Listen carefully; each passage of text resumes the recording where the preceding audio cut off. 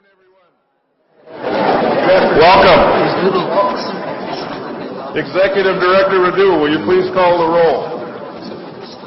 Regent Baling. Present. Regent Bradley. Here. Regent Delgado. Regent Evers. Here. Regent Falbo. Here. Regent Farrell. Here. Regent Hall. Here. Regent Harsey. Here. Regent Higgins. Here. Regent Menydeep. Here. Regent Milner. Here. Regent Mueller. Regent Peterson. Here. Regent Pruitt. Here. Regent Purath. Here. Regent Vasquez. Here. Regent Walsh. Regent Whitburn. Here. A quorum is present. Thank you. We have quite a crowd. Thank you all for coming, I think. And thank you to UW-Madison and Chancellor Blank for hosting this meeting. We always enjoy being at Union South, especially in the evenings. Over the course of the next 2 days, we're going to have some spirited discussions, I'm sure. It's a good thing, and I look forward to it because I know I sit at a table with dedicated and committed individuals who, while they may not always agree on specific proposals, undoubtedly agree on the importance of the UW system and its impact on the state, country, and even the world. Before we get started, though, I believe President Cross has some introductions.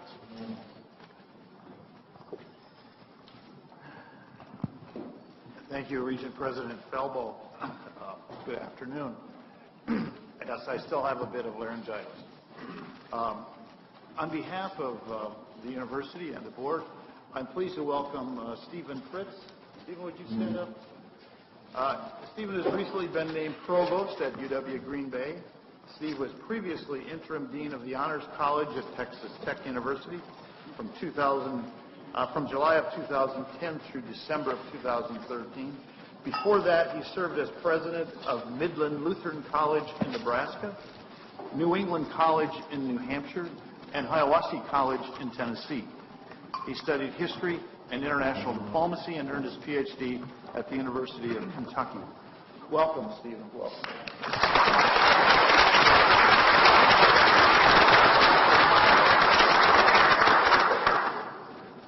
I am also pleased to introduce our new Associate Vice President for Communications, Alex Hummel. Alex is probably a familiar face. You can remain standing, Alex. Alex is probably a familiar face for many of you. He comes to us from UW-Oshkosh, where he was Director of News Services and Public Relations in the Office of Integrated Marketing Communications. This is his first week on the job. We are taking it easy on him, so welcome, Alex.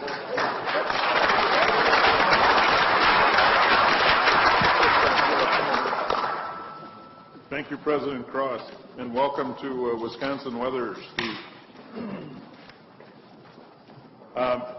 Without further ado, I'm going to turn things over to our host, Chancellor Rebecca Blank, to talk about opportunities and challenges at UW-Madison.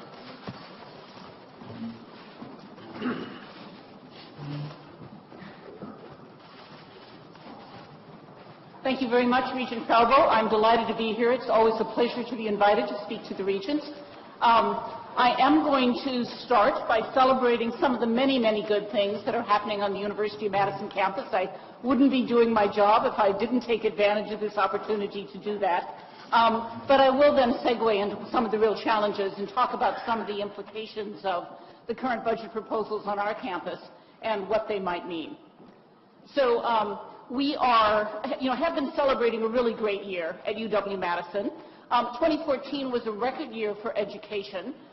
We awarded a record-breaking number of bachelor's degrees, over 6,600, over 10,000 total degrees. The fourth year in a row we've exceeded 10,000, and we are one of the nation's top producers of PhDs. Our top three majors, for those of you who are curious, among our undergraduates, are biology, economics, and political science. And of course, economics is by far the most important of those, so I'm delighted to see all those students in economics. We, this past spring, returned to, after 25 years of having a whole variety of different commencement ceremonies, we're turned to one single big commencement ceremony for our undergraduate and our master's students in Camp Randall Stadium. Governor and Ambassador John Huntsman was our speaker. And I'm very pleased to announce that we are obviously going to do this again next year, and Katie Kurek has accepted our invitation to be our speaker in May. So those of you who want to come and be part of our commencement celebration, the nice thing about Camp Randall is there are seats for everyone, so you're all invited. We have an excellent entering class in 2014. We had a record-breaking number of freshman applications for this past for the freshman class of fall 2014, over 30,000. We are a very strong school. I would even say we're something of a hot school out there at the national level, and I'll show you the increase in applications we're continuing to get. It gives us really, we've got a lot of visibility and a lot of presence in the higher education market right now. The entering class had 6,300 freshmen from 46 states in the District of Columbia. Of course, the majority of those were from Wisconsin. The 5 states outside Wisconsin who are most likely to be in our freshman class are, of course, Minnesota, then Illinois, California, New York, and New Jersey. We have among the most racially and ethnically diverse class that we've ever had, and one of the most internationally diverse classes that we've had in a decade. And all of that, I think, is good news about the strength of the university and the people who want to come and get a high-quality education there. Our applications for this coming year continue to grow. They're up 8% so far. We don't have all of them quite in yet. There's still a few more that will come in. We have applicants from everywhere, 101 countries, all 50 states. 8,500 applications from every one of Wisconsin's 72 counties. Our Wisconsin applications are up 6%, which particularly in a world where the demographics of the 18-year-olds are declining, actually means we're doing a good job of recruiting. I realize that I'm in a bit of competition with my fellow chancellors on that one. They may not view this as good news. But we continue to attract a very strong class. And here's where I think some of the best news. Our applications among underrepresented students of color are actually up 15% this year, and they were up last year as well. So we've been working hard on the diversity front, and I think we're seeing some of the results of that, and hopefully we'll see that reflected in the class that is put together for next fall as well. A couple of educational trends that also reflect some of the hard work we've been doing to continue to improve. There's always room for improvement at a big school. This is our retention rate. And our retention rate has been drifting up. It's at an all-time high of 95%. This is the percent of people who come back in their sophomore year after being a freshman on campus. Outside of a few very small private schools, this is as good as it gets. It's much better than many of our public competitors. And the really good news here, as well as that high retention rate, is notice what enormous improvements we've made among our targeted minority groups, our underrepresented students of color. Their retention rate is virtually identical to the all-student retention rate. And again, I think that reflects some really good efforts in our advising community and our first-year classes across the university. We have also been working to improve graduation rates, and graduation rates continue to move upward. There is always more progress to be made on this. We're reporting 6-year graduation rates. That's a standard number often reported by universities across the country. You can also see here, while our targeted minority students haven't quite caught up, we are at least narrowing that gap. Again, something we have to keep working on. Some of the increase in graduation rates and a decrease in time to graduation that goes along with this is the result of direct monetary investments on our campus. 4 and 5 years ago, we received permission to do some differential tuition increases that we put into something called the Madison Undergraduate Initiative. And the result of that is we really invested. We invested in advising, we invested in financial aid, and we invested in new faculty for those really big introductory courses. And you can see the effects in our time to graduation. It's a wonderful example of well-targeted and well-spent additional investment money can improve the educational quality of our universities. And I'm very worried in the current budget climate, if we start disinvesting in those things we've just spent the last 5 years investing in, the numbers will start going the other way. I should also note on this that graduation rates are calculated among those who start at the university in their freshman year. If you actually tracked where not just who graduates from Madison, but who starts here but transfers elsewhere, and or you add in people who take a longer time to graduate. You know, I think, for instance, Nick is in this list because if you start, you go away for some reason, and then you come back, you have longer than a 6-year graduation rate. If you add all of that up, our graduation rate is well in excess of 95%. So among those who actually start at Madison, a very high share end up getting a degree. This is the percentage that end up getting the degree at Madison. Okay? I want to make sure you understand that in the numbers. One of the things I'm really rather proud about, which is a little squishier in some sense, but I think no less notable, the National Survey of Student Engagement goes out and asks students across campuses how they rate their experience. And 92% of our freshmen, 94% of our seniors rated their overall experience at UW-Madison as excellent or very good. That is well above most of our peers. And I think also a reflection of just, you know, not only do we have a quality education, but, you know, it's also just fun to be at Madison. And, you know, we have a great campus and a great place to be, wonderful student organizations, wonderful staff who work with students on many things, and a great environment here in the Madison area to live in. Finally, I want to note that the Wisconsin experience is more than just what happens in the classroom or what happens out on Langdon Street. There's a lot of learning that goes on that's very consciously planned outside the classroom. Almost 1,500 students volunteered with the Morgridge Center for Public Service last year, working in the community as tutors on environmental issues with elderly. That's an enormous contribution to the community, and that type of experiential learning can often be just as important as what students learn in the classroom. 25% of our undergraduates study abroad. We are in the top 10 in terms of the number of students sent overseas in study abroad programs. In an increasingly global world, that's a very important metric. And I think this is very important for those who care about workforce development and job preparation. 63% of our seniors have, over their period of time at Madison, held an internship or a clinical position, getting some hands-on real work experience as they prepare to enter the workforce full-time. That's a number we can continue to increase, and indeed we are working on, but those trends, I think, are good. There are a few new faces on campus. I think almost everyone here has met our new provost, Sarah Mangelsdorf, who comes from us most immediately from Northwestern, but who before that was at the University of Illinois, at the University of Michigan, someone with enormous experience in higher education who's just done a great job. We have a new dean of the pharmacy school, Steve Swanson, who comes from the University of Illinois and their pharmacy school, and a new dean of international studies, Guido Podesta, who's one of our own, who's moved into that position. And talking about what's happened on campus, it would not be complete if I didn't mention a few other outside the classroom experiences. We had a great trip to the Final Four, and I know that I'm certainly counting on going again. The team's been doing wonderful, and it was a great experience last year. If you had asked me a decade ago, said, oh, you're going to be Chancellor of Wisconsin, what's going to be the best thing you do in your first year? I don't think I ever would have said, oh, gosh, you know, that national basketball tournament. But it was a great experience, and I really want to give the team and Coach Bo Ryan credit for the great things that they are doing. And we've had, as you know, a winning football season as well. Here you see Mel Garden, who's just you know, sort of really literally tore up the field, won many awards, a great win at the Outback Bowl over Auburn. And I want to note that this is not just about winning games, it's also about running an athletic program that emphasizes student athletes and not just winning games on the field.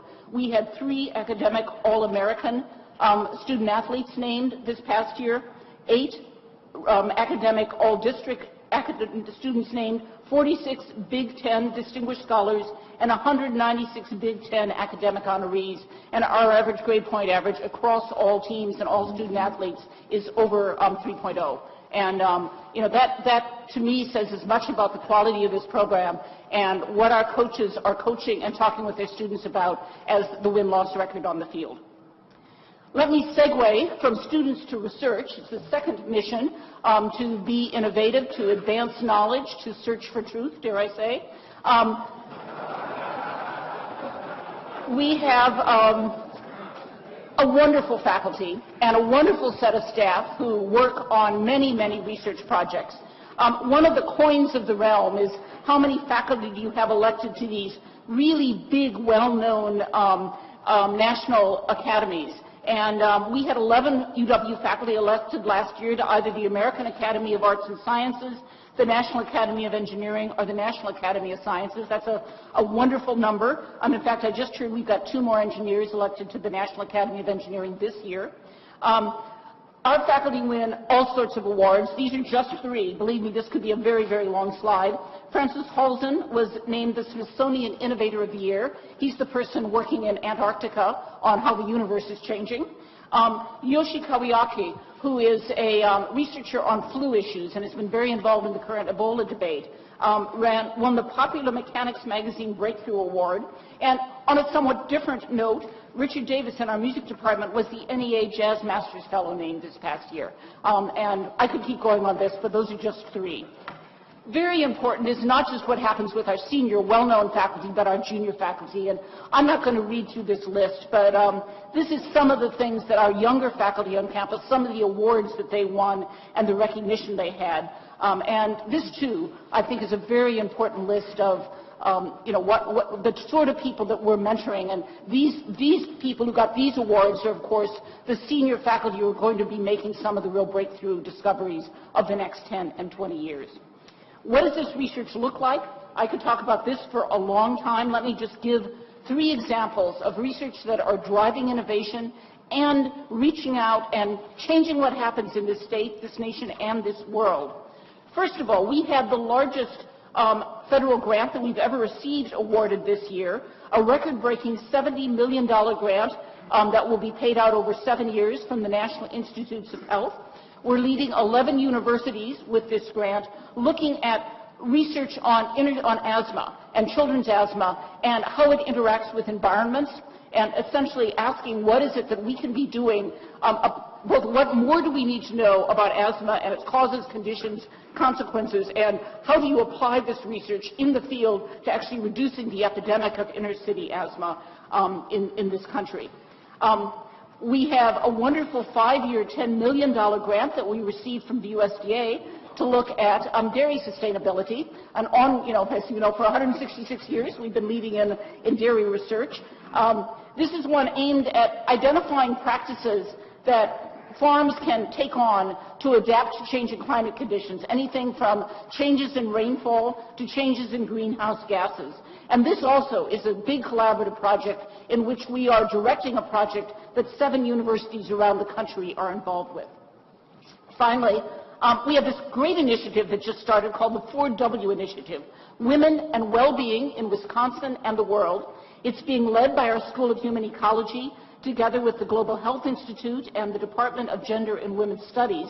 And this is a local to global effort trying to both identify and promote research on women's well-being around the world, but also to identify how that research can be applied in the field. So this is, among other things, going to create leadership and service opportunities for UW students overseas involved in research and application programs. And there's some really exciting stuff going on here. If any of you want to know more, this is one that I'm very excited about. Now, I was at this point going to segue into a 10-minute conversation about our entrepreneurship programs, our tech transfer efforts, our industry partnerships, all the things we're doing to interact our innovation and our research with new startups and with regional economic development. But I'm not going to do that. I am going to segue instead into a discussion of challenges for the university in light of some of the recent budget news. Let me conclude what I've said by noting that UW-Madison right now, by virtually any measure, is at a wonderful moment of opportunity. We have high and growing student applications. We are a hot school out there. We have a top national and international reputation for our educational quality, as well as the research that we do. Top-ranked faculty with major scientific research projects, being very successful in pulling a lot of research money into the state, more than $1 billion that gets spent here locally and in the state. More involvement with economic development than ever before. This is, in any organization you've ever been in, a time to invest and to grow and to continue to build. But we are facing some serious challenges that are going to limit our ability to make the investments that we need to retain this level of quality. Because I can promise you, our competitors are not standing still. They are making investments, and we need to invest with them. Let me talk about 2 challenges and then segue to the budget. This is all connected. Challenge number 1, recruiting and retaining top faculty and staff. At the end of the day, the reputation of the university is the reputation of its researchers and its faculty, its teachers. And if you don't have the faculty, you're not going to have staff to hire and you're not going to have students. Great teachers, world-class researchers, bring in research dollars. The state does not support our research. The research is supported by entrepreneurial efforts of our faculty who bring in federal and private sector and industry dollars to support it. Having great teachers and researchers attracts good junior faculty. It builds the pipeline. It attracts talented graduate students, and it attracts top-notch undergraduates because of the reputation of our school and its departments. Our reputation depends upon its faculty. Many of you have seen some of these charts on salary comparisons. This is looking at full professors at UW-Madison, that's the blue line, compared to the top line, which is at our peer institutions. Our peer institutions are other public sector universities. I'm not comparing anyone to the big privates here, the Dukes and the Harvards and the Stanfords, who are also our competitors in hiring faculty. We are currently 12% below. We are actually the lowest paid set of full professors in the Big Ten.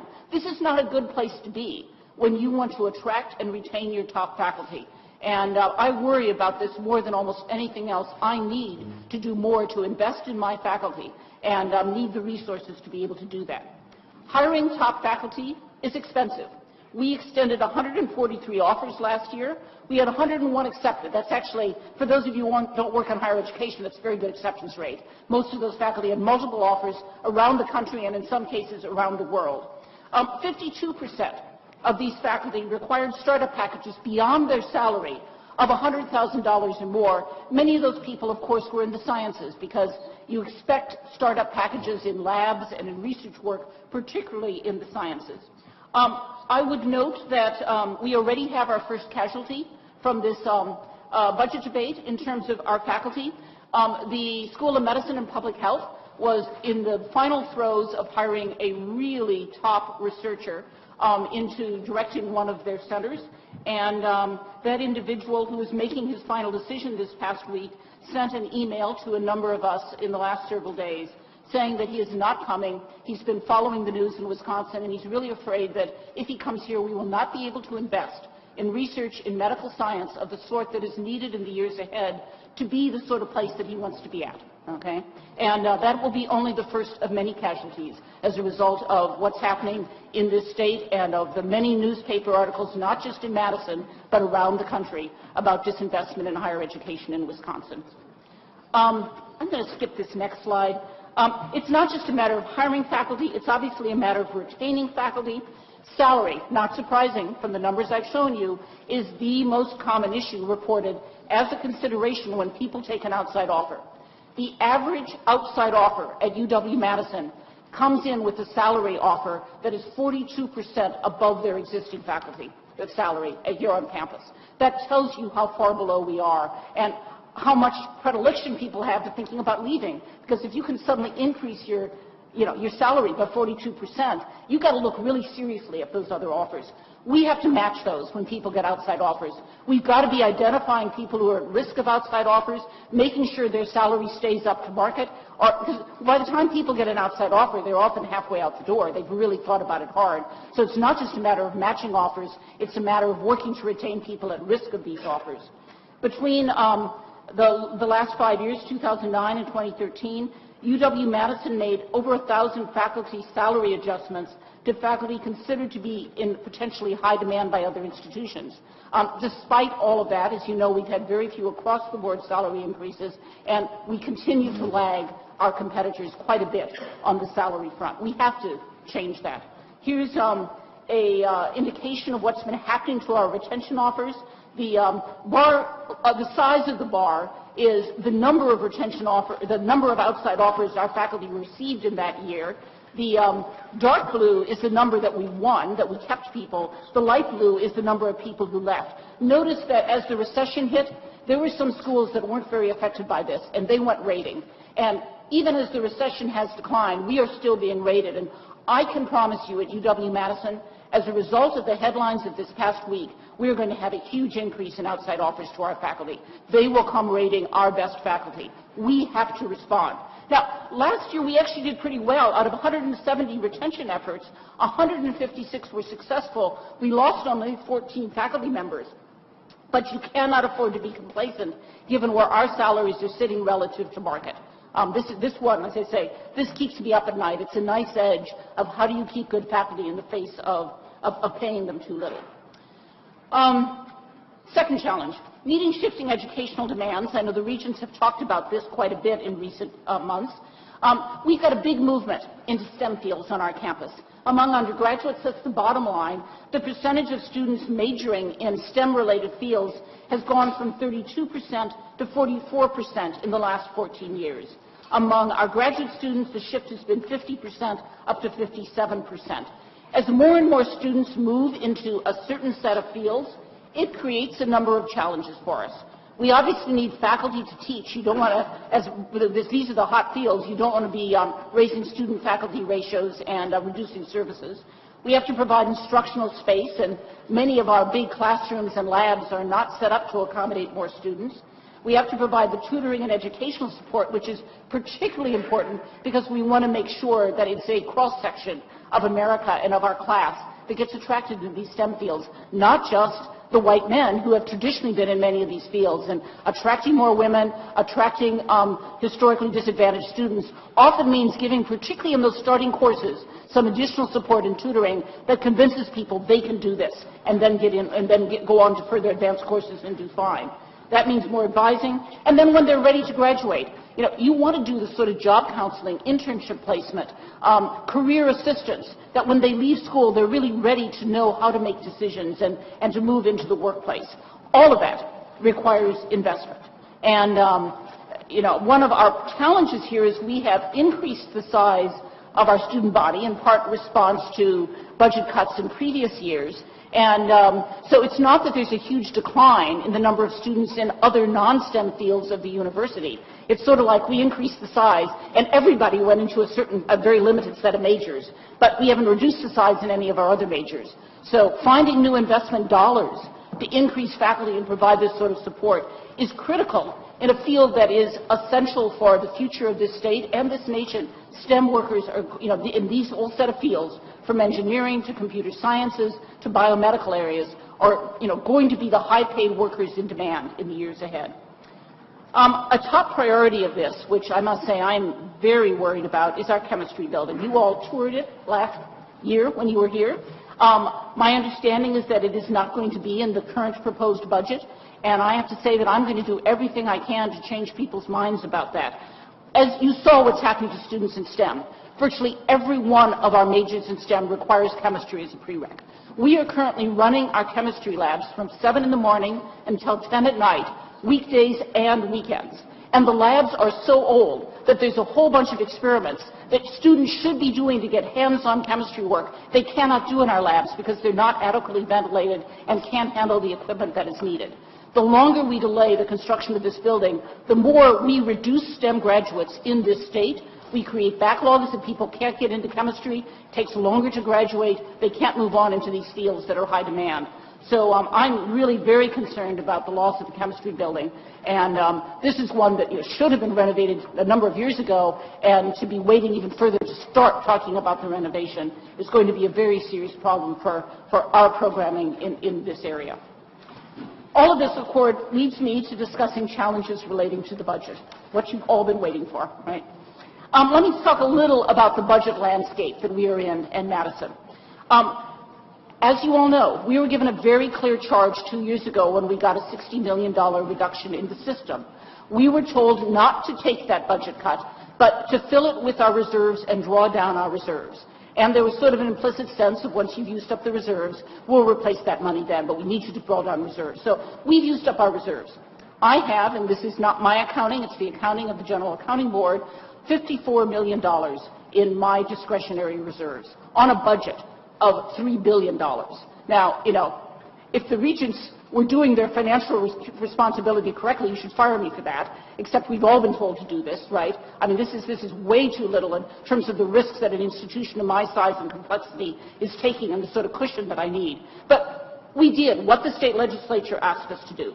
The result is I have virtually no reserves left, and I'm facing, from last 2 years ago biennium, a $23 million cut that I have to take at my university starting July 1st. Any new cuts add on top of that $23 million. All right. So let's look further at the budget landscape. This is four main sources of funding in the university. There are actually 5 things here. State tuition dollars is a percent of the budget. This is from 1976 to the last year, 2014. The state tuition dollars are the red line. Very, very steady decline in the share of the budget that the state is filling with tuition. No surprise to anyone that our state dollars have continued to shrink. The state subsidy to the university continues to fall. Our federal dollars have gone up a little bit. That's the dark blue line in the middle. But we've been very successful at retaining and even increasing our federal dollars over the last couple of decades. The green dollars are gifts and grants. Some of this is private gifts through donation fundraising. Some of this is research grants from private donations. That has gone up, though it's been a little flat in recent years. Make sure I get this right, tuition is the yellow line.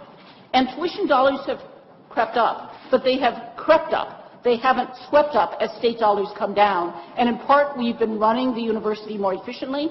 In part, we've been increasing other sources in addition to tuition. We've hardly replaced the state dollars, dollar for dollar, with tuition dollars. And then the other thing on here, on this light blue line, is auxiliaries. That's dorms and parking and all the other things, police services, all the other things you do around the university, some of which is self-funding. We get money in for the dorms, we have to use it in the dorms. We get money in for parking, we have to use it in parking. So that's basically money in, money out, okay? That is what's happened overall to the different sources of funding at the university. Let me focus in on our general purpose revenue, our GPR revenue that comes to us for education, all right? The state GPR dollars are our state dollars taking out utility dollars and taking out debt service dollars, okay? And so this is everything but sort of utility and debt service. And over the last 10 years or so, you can see that the state GPR dollars have steadily declined as a share of budget. Again, tuition revenue has crept up. It hasn't begun to replace those state dollars one for one. I've put on here with a little box what things are going to look like next year, and you can see, the largest decline in state dollars in our history will be down to basically 7% of our budget going into GPR, which is the state support for our educational mission. The total state dollars will be around 15% if you add back utilities and debt service, okay? That's a big decline, and it's a hard one to take in 1 year. Now, how do we fill this? Obviously, federal dollars are one thing to look at. The trouble is federal dollars, while increasingly important, haven't been growing. If you've been reading the federal budget sequestration debates, you know that. Here's what's happened to our federal dollars. There was a moment of stimulus funding in 2010 where all the universities got a lot of money. If you take that out, there is some growth happening, and then it's basically flat for the last 2 to 3 years. And I don't think anyone expects the federal dollars to grow very much. That's hopefully isn't going to fall, but we don't have a lot of growth opportunities there. And that can only be used to fund research. I can't use that to plug any holes in my educational program. Those dollars are tied to very specific research projects. They're not discretionary. I can turn to private fundraising. And as many of you know, I am in the midst of starting a major fundraising campaign. Gift dollars are highly important, and there's not a public university in the country that can't afford to not be raising private gift dollars these days. But let me be clear.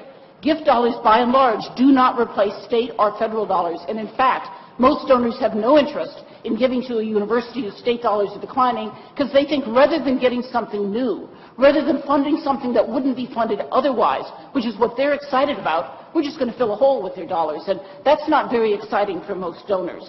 I want to be looking for gift dollars that leverage all my other sources of funding, that basically help me spend my state dollars and my federal dollars and my other dollars more effectively. So things like faculty chair. I can't use state dollars for that. I can't name faculty chairs with my federal dollars. But if I get private gifts that fund faculty chairs, that's the coin of the realm for really high status faculty, to have a chaired professorship which gives you some research dollars that are yours. You don't have to go out and raise money for them. And if I can do more of those chairs, I can attract and retain more high quality faculty who in turn will bring in more research dollars, who in turn will raise my educational reputation, which in turn will help me use my state and tuition dollars better as well. And let me be very clear that gift dollars are tied to donor intent. They are often endowments. Our foundation holds that endowment. I have no discretionary control over any of those dollars. They are, by and large, endowments for agreed-upon contracts with the donor about how the money will be spent at a 4.5% rate off of the endowment. I cannot raid that. I would be breaking contracts and legally liable if I tried. So that, of course, one more thing. Minor celebration. You all know we had the biggest single gift in history this last fall from John and Tasha Margridge, wonderful, wonderful friends and donors to the university, which is entirely dedicated to faculty chairs. And I just gave you the argument about why this is such important money that helps us spend all of our other resources better. It leverages other resources. But again, I can't spend this on anything else. I've got a signed contract with the Margridges. And at the most, over time, when this is all paid in, I'll get several $1 million that will go into faculty chairs off of this endowment. That's important to me, but it's not a replacement to state funds. So outside of state funding, the only thing you're left with is tuition. That's the one thing you can increase fast when your state dollars go down fast. So if you're going to deal with large immediate budget cuts, there's a reason why one usually increases tuition in the years that state dollars go down. As you all know, we're on an undergraduate resident tuition freeze. That's what's written into the governor's budget.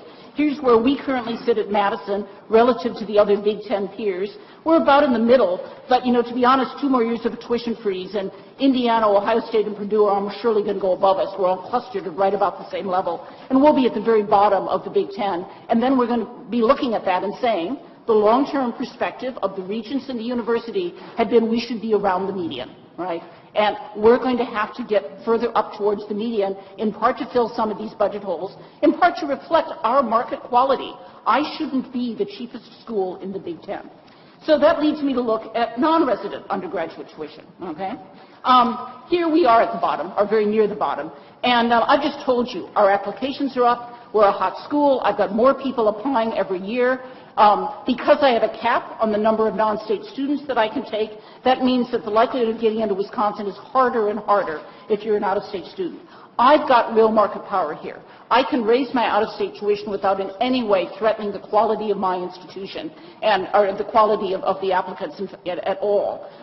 And this is market power we should be taking. And indeed, I would argue for Madison in this market, we shouldn't be at the median. We should be up in the top third of these schools because we are one of the best educational quality schools and high reputation schools among this list. We shouldn't be comparing ourselves to Iowa, to be blunt. I'm sure there are Iowa grads here who are insulted by that. But there's really only one other school in the Big Ten that has the same reputation and the same admissions pool strength, and that's Michigan. I don't want to be the top tuition person out of state. I'm happy to let Michigan do that, but I wouldn't mind being 2 or 3 behind them. And I will be coming to the Regents and asking about out-of-state tuition increases. The other problem we have is with our with our professional schools. And these programs, I don't quite understand historically how we got here. This is our professional school tuition in 4 schools: medicine, business, veterinary medicine, and pharmacy. The red line is our tuition levels, and the gray line is the median tuition among their Big Ten that have these schools. Not all Big Ten schools have a pharmacy school. We are so far below the median. I don't understand this. These are high-quality schools. They are higher ranked than almost all of their Big Ten peers. And yet, we're charging very, very low levels. These are careers that people go out into. Many of them make very good money. They go to professional school expecting to get into a lucrative career. We should at least be charging at median here. And, the comparison that I make here with medicine is there's only one other medical school in the state. That's the Milwaukee College, or the Medical College of Wisconsin, right? If you're a first-year student going to the Medical College of Wisconsin, you will be paying about $50,000 a year. If you're a first-year student going to here, you're going to be paying $25,000 a year.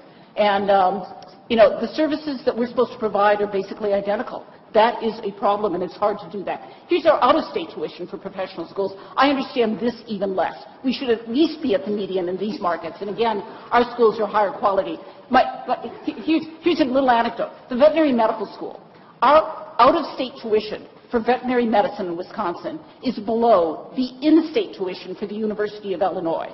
So we have Illinois students who want to come to Wisconsin for vet med because it's cheaper to come here out of state than to stay in their own state and pay in-state tuition.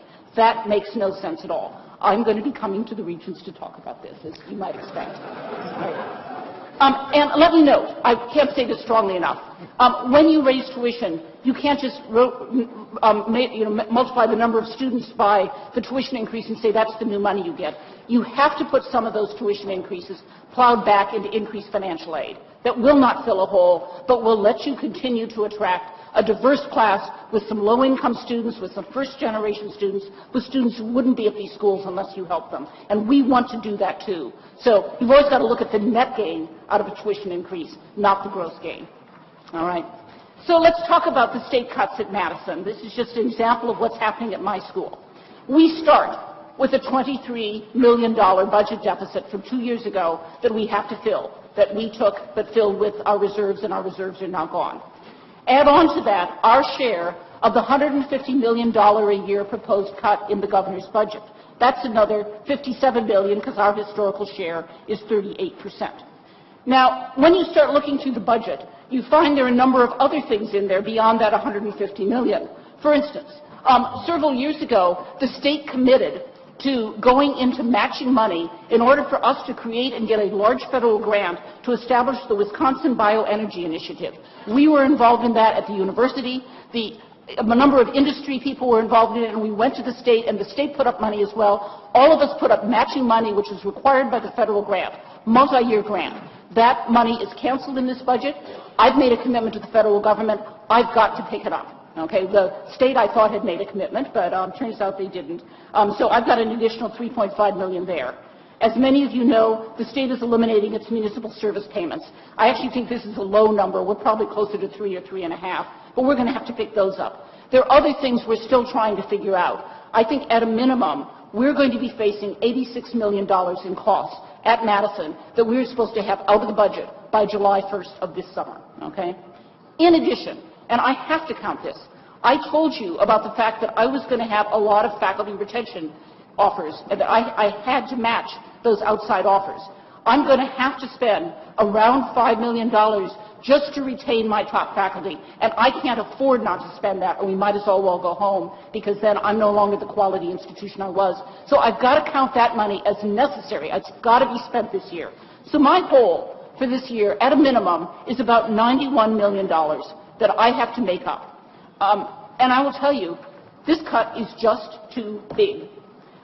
If you look just at the new dollars in the budget, that's a 24% decline in our state GPR dollars, from 10% down to 7%. I showed you that slide a little bit earlier. That's huge. If you add in the other dollars, it adds up to $91 million. How much is that?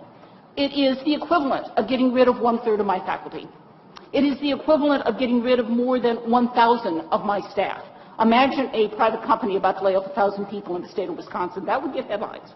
Or, alternatively, let's say that I want to close a few schools. I would have to close 5 schools and still wouldn't make $91 million. Business, law, nursing, pharmacy, and med could go, and I've still got a little bit of a hole to fill. Or, you want to go to medium-sized schools. I could close both engineering and my College of Agriculture and Life Sciences, and that by itself would not fill this hole. It is a very large hole. So what am I going to do? These are very preliminary numbers. We're still very much in the process of putting this together, but let me tell you about some of the numbers we're discussing. Let us assume the Regents allow me to raise out-of-state tuition in the way that I want to, and they take my proposal and approve it. That will give me a little under $20 million in year 1. I'd like to have further increases in year 2. That gives me another $20 million. Let's say they let me raise my state cap, which I'm going to ask for, from 27.5% to 30%. They weren't going to deal with that before April, May, or June, and my final admissions letters go out in March. So that can't help me this year, but it will help me next year. So next year I'd get a little bit less than $20 million. So those are the new revenues that I can call on. Those don't begin to fill the gap, okay? So let me look at budget cuts. The most I can get, and we've looked across the university, in budget cuts in 1 year, you know, because you just only so much you can do in this short a period of time, is about $20 million. And I'm probably going to hand that down to both our academic and non-academic units in various ways and tell them in the next year you're going to have to double that. That's a very big cut in most of these units. It's going to break a few things. It's going to involve, and I've said this, layoffs, I think, in pretty much every school and college. Where am I now? I now in year one have actually raised $38.5 million, and I'm short over $52 million. In year two, I've got a little bit more, but I'm still short $33 million. And remember, my discretionary reserves are $54 million. I can't fill this with reserves, so I've got to go looking for other pots of money. And if you're at my university and you have any money, you should hide when you see me coming.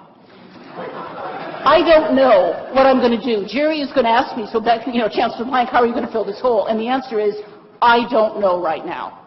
I have heard it said the system can cope with these cuts. I have heard it said that Madison can cope with these cuts better than any other school in the system. That may well be true, but I will tell you, I still don't know how I'm going to cope with these cuts come July 1st. They are simply too big. A comment to the Board of Regents. If they are going to consider out-of-state or professional school tuition changes or changes in the out-of-state cap, the sooner you can do that, the better, because I've got to start making adjustments fast. All right. What do these proposed cuts imply? Unfilled faculty slots, and a reduction in the number of faculty out there at exactly a time where I need some more faculty in a number of areas. Reduce student programming. What's easy to do? The easy thing to do is reverse our Madison undergraduate initiative investments. Let's reduce advising. Let's shave off a little financial aid. Let's reduce the number of faculty and increase the size of these big courses. All of that will increase time to graduation and increase student debt loads, I promise you. Let's reduce staff positions and lapses, and there will be lapses and layoffs across the university. It will reduce the quality of our education, and we will be going backwards in all the things that we have tried to make gains on in the last 10 years. Now, if everyone else were cutting at the same time, that might be a little bit of a comfort, but they aren't. The problem is I'm at a time when all of my competitors are moving the other direction. This is out of the Illinois State University data, which keeps some of the best comparable data across universities. For Wisconsin in the last 5 years, the change in state funding was more than 4%. That's before the current cut comes down, right? The national average among public schools was plus 10%. 41 of 50 states have increased their funding to higher education over the last 5 years. So my competitive edge is getting narrower and narrower, and I'm going to be falling behind very badly. Madison has had an enormous impact on this state, as has the rest of the system. It is among one of the top-ranked public universities in the world. The Wisconsin idea has driven our behavior at our campus, reaching out from our campus around the state and indeed around the nation for more than 100 years. With this budget, if you're a really top Wisconsin student, you might be looking a little harder at some of the other really top schools elsewhere in the country. And you all know it's just harder to bring really top talent back once they've left the state. There are going to be fewer new startups and a little less tech transfer because we don't have as much money for it. And there will be a declining reputation at UW-Madison, and that will filter through to all the other schools in the system as well. UW-Madison has been around for 166 years. We have a legacy of service to this state and to this nation, and I want to find ways to build on that, to preserve it, to do even more than we are doing right now, partly because higher education by every measure has never been more important to young people in this state or around the nation. And I will say, these cuts are too large. They are too large for our university, and they are too large for the state. Thank you.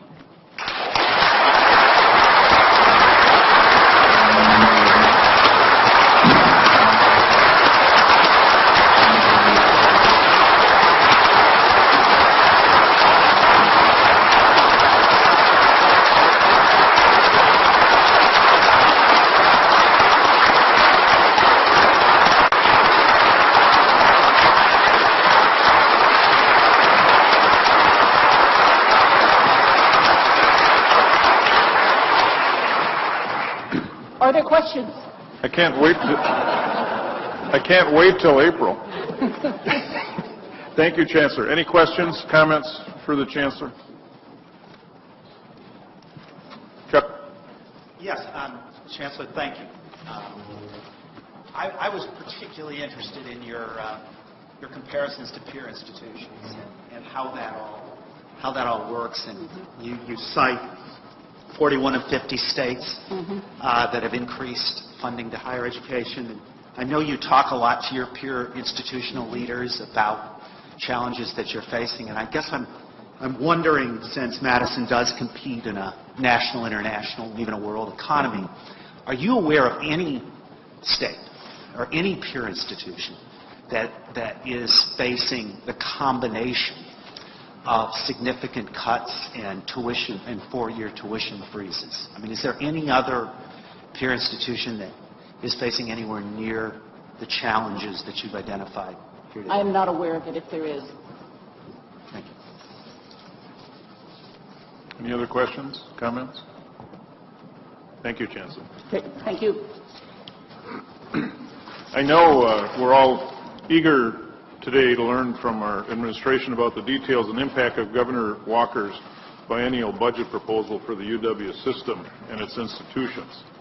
Before we begin a conversation about what's ahead, I'd like to share a few thoughts to give us a framework with which to discuss your comments and questions. We won't have all the answers today, but we wanted to provide an opportunity for a preliminary conversation about the governor's proposal. And I'd like to begin with a few general ideas and basic principles that I believe we all share in common. Principles and values that remain constant amid a lot of unknowns, simply given the newness of the budget proposal. First, we are all here today because we probably represent and serve a great public university system, and we are going to remain a great public university system. We are not going away. We serve the people of this state. We belong to them. We are going to continue to serve and belong to them and emphasize high-quality higher education, whatever bold change we might help shape for the future. Next, I want to share a few thoughts on a couple of important tenets built into our state laws. As we have talked about the future identity of the UW system, I have heard many natural questions about the future of shared governance and tenure. Of course, these two principles and tools for the creation and provision of a quality education for our thousands of students have long lived in Chapter 36 of state statutes. I think it's important to echo Regent Milner's which she shared last week when the governor first outlined his budget proposal for the UW system. And I will paraphrase her. Since she's here, she can't correct me if I'm paraphrasing. One of our most solemn responsibilities as regents and stewards of our globally respected higher education system is to promote, preserve, and enhance excellence in academia and research. We have a reputation to uphold, and we have an obligation and ongoing commitment to meet the needs of the students, families, and our state. To do this, we must honor the principles of tenure and shared governance. There are many, many details yet to fall into place and elements of the budget proposal to better understand and be finalized. But I think it's important and responsible that we again state here today that the Board of Regents is committed to ensuring that the tenets of shared governance and tenure remain, and now I will quote Regent Milner, hallmarks of the UW system and its institutions. Lastly, before we explore some of the particulars of the governor's proposal, I want to briefly touch upon today's conversation about the nature and scope of the budget cut proposed by Governor Walker. Our purpose here today is to share what we know at this time and to welcome your questions and feedback. I think it's important to remember that it's just a little over a week ago that the governor first revealed an overview of his UW system proposal. Right now, we're still in the early hours of the budget process. It would be premature and counterproductive to force a lot of speculation and conjecture about the final impact of the proposed cut. We'll provide what answers we have now. Most importantly, we're all set to listen to the board's questions and reactions. And I think we all agree that we need to give our UW system administration and campuses the time they need to thoughtfully and strategically develop budget impact scenarios and solutions. So let me broadly outline a general timeline for the next several weeks. I think the board and system administration are generally focused on giving our institutions a more solid understanding of their specific share of the cut by late February. I would envision that in March, our chancellors and their leadership teams will be in a better position with President Cross and his leadership team to report back to the board with more concrete and detailed plans of how they plan to meet the proposed $150 million base budget cut. It's no small task. To be clear, this cut is a $150 million reduction in our base budget this year, a significant cut that is going to stick with us moving forward. The Legislature's Joint Finance Committee has yet to weigh in on the proposed cut, so there's still a lot of things up in the air. But in the next month or two, we can expect more analysis from our institutions on how we will manage it. The magnitude of the proposed cut and the way it is forcing serious changes in the shape and size of our system is precisely why we have for so many years asked for more flexibilities to transform our business operations, to give us greater authority and responsibility to refine systems and processes so that we can, in the long run, enhance the educational experience of our students. This brings us to the second component of the Governor's proposal, the public authority status for UW system. Many of us see tremendous potential and long-range promise in this concept. However, there too, we face a lot of gray and many questions in this early phase of the budget process. So I think today we can turn to our system administration leaders and President Cross to help us begin to understand what is understandable at this time, what we know, and what is, with every day, coming into clearer focus. So I would like now to turn it over to President Cross. Thank you, Regent President Felbo. First, I think it's appropriate for us to commend Becky Blank. She received, Chancellor Blank, she received the Daniel Moynihan Award recently, and I think that's a very prestigious award. And I had the privilege of knowing Senator Moynihan when I was in New York. And that is a real honor, Becky, so congratulations.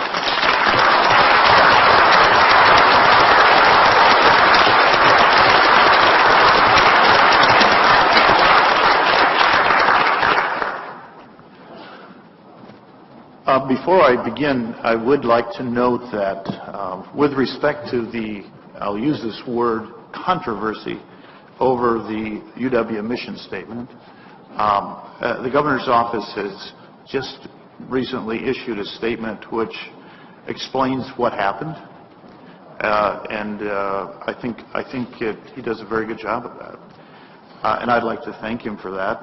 I have also had to shut my phone off because while that was happening, I was receiving a call from Michael Heifetz at DOA to apologize for what happened. So I'm appreciative of that, and I wanted to mention that. In the spirit of President Felbo's remarks, I want to give the board as much information as we know, but I'm going to try to be very cautious because there is so much we don't know. I know there are many areas where there are big questions, and that makes sense.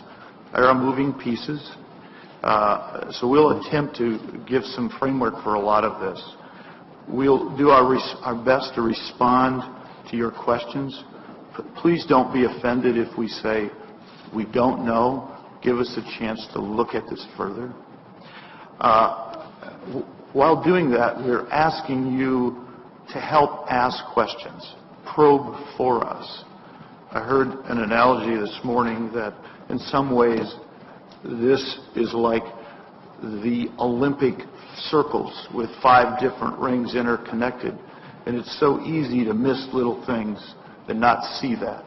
Your questions should help guide us in that respect. As I stated earlier this week, there is a new opportunity for the UW system and our institutions in this budget proposal, and there is a serious and significant challenge as well. There are 3 general elements of the proposal that I'll highlight today. The public authority portion, the proposed budget cuts, and the proposal for a dedicated funding source for UW System's future. First, let me start with the conversation, with the conversion, of the UW System from a state agency into a public authority. What does it mean? What is it, really? Wisconsin statutes do not provide a common definition or model for what constitutes a public authority. Many states do, by the way. Basically, a public authority is a legislatively created entity that is free from certain state laws and regulations that apply to most state agencies. They are generally created to accomplish clear and understandable and definable tasks that the state cannot efficiently accomplish through traditional state agency structures. Public authorities ultimately remain subject to the control of the state legislature. Just a few examples of Wisconsin public authorities that most of you know about include, obviously, the Hospital and Clinics Authority, Wisconsin Economic Development Corporation, and Wisconsin Housing and Economic Development Authority. You heard Reed Hall this morning talk about the merger of those two in the near future. So what will an authority allow us to do?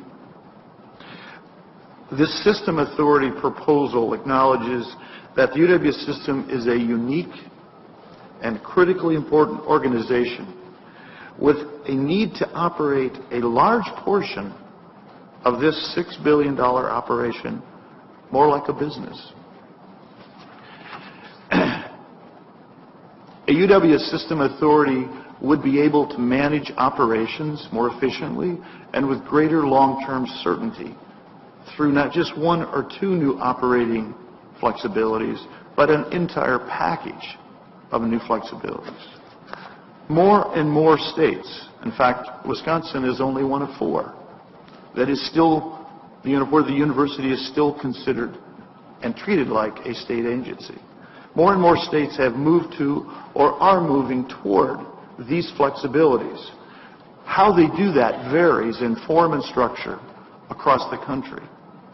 In my opinion, in this state and at this time, a UW system authority is the best model to govern and deliver a public university committed to the core principles of academic excellence, access, responsiveness, and affordability for our students, parents, and for taxpayers. I do have one note of caution. As we share our initial review of this proposal, and you gain a little more understanding, please know that this may change daily. And why is that? Not only do we gain more of an understanding of what this is like, the legislature has an opportunity to weigh in, and it's important to note that the definition of what a public authority will be in Wisconsin is how it's expressed in statute. Before our March meeting, we'll have gathered much more analysis from the Legislative Fiscal Bureau and the legislature in general, in addition to our own analysis. For now, let me provide an overview of what we understand about the key elements and mechanics of the system authority proposal. So let me start with the governance portion of that. The composition of the Board of Regents would remain as currently configured, basically unchanged, appointed by the governor, approved, confirmed by the Senate. As Regent Falbo noted in his remarks, and as our board is committed to doing, shared governance, tenure, and other Chapter 36 items and tenets would need to be moved to board policy. With respect to tuition, there really would be no change. Currently, it is the board's responsibility to set tuition. That would stay the same. The legislature, of course, has constrained that in the last couple of years. The board would also assume responsibility for the negotiation and management of the Minnesota Reciprocity Agreement.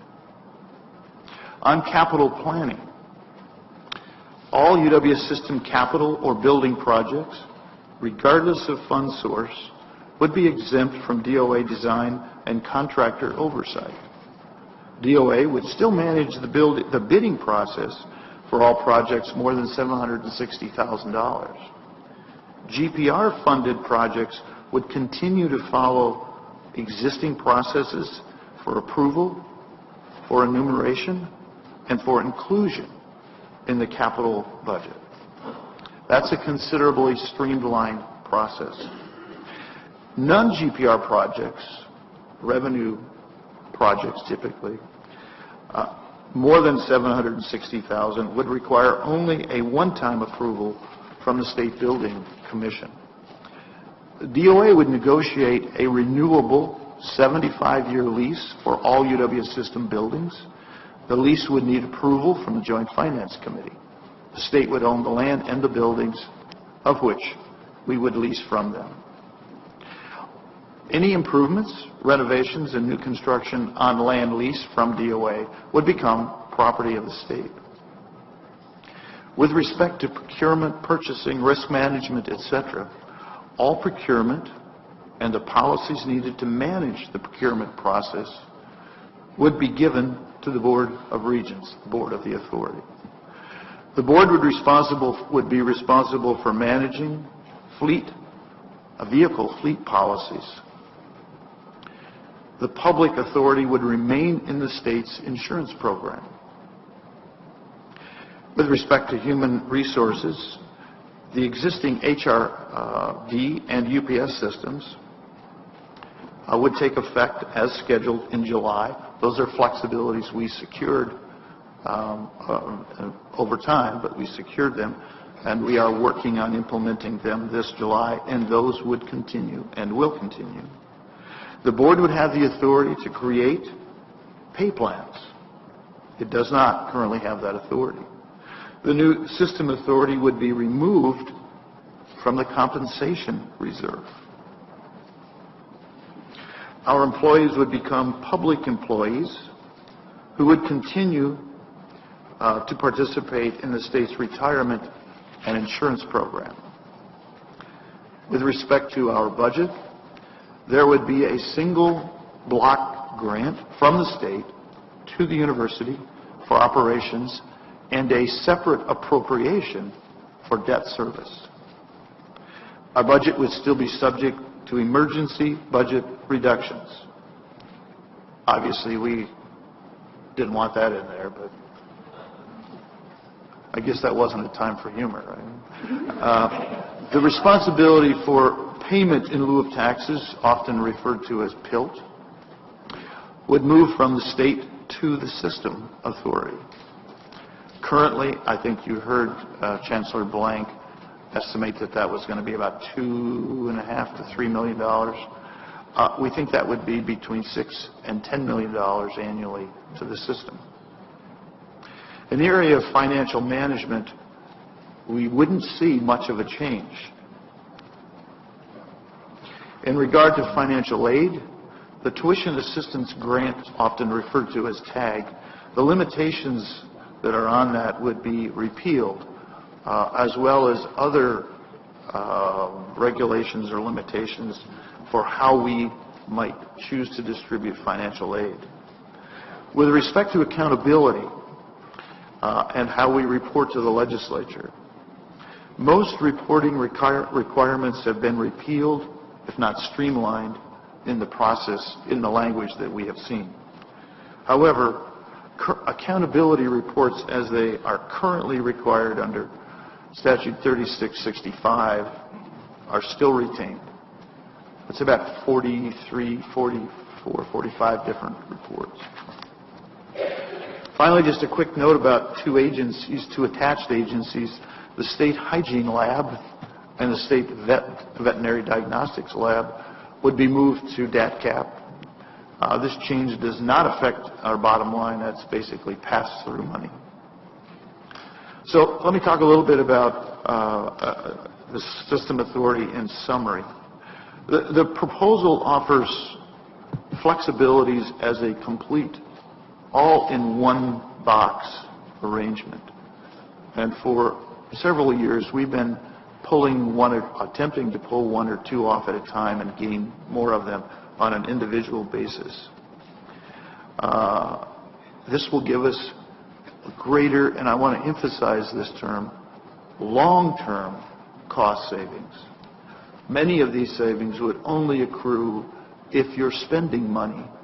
If you're building buildings and you don't have to pay as much for certain services, you still have to spend money to build a building. So their cost avoidance savings, they would help us become a more stable, predictable, and ultimately improve certainty for students as well as taxpayers.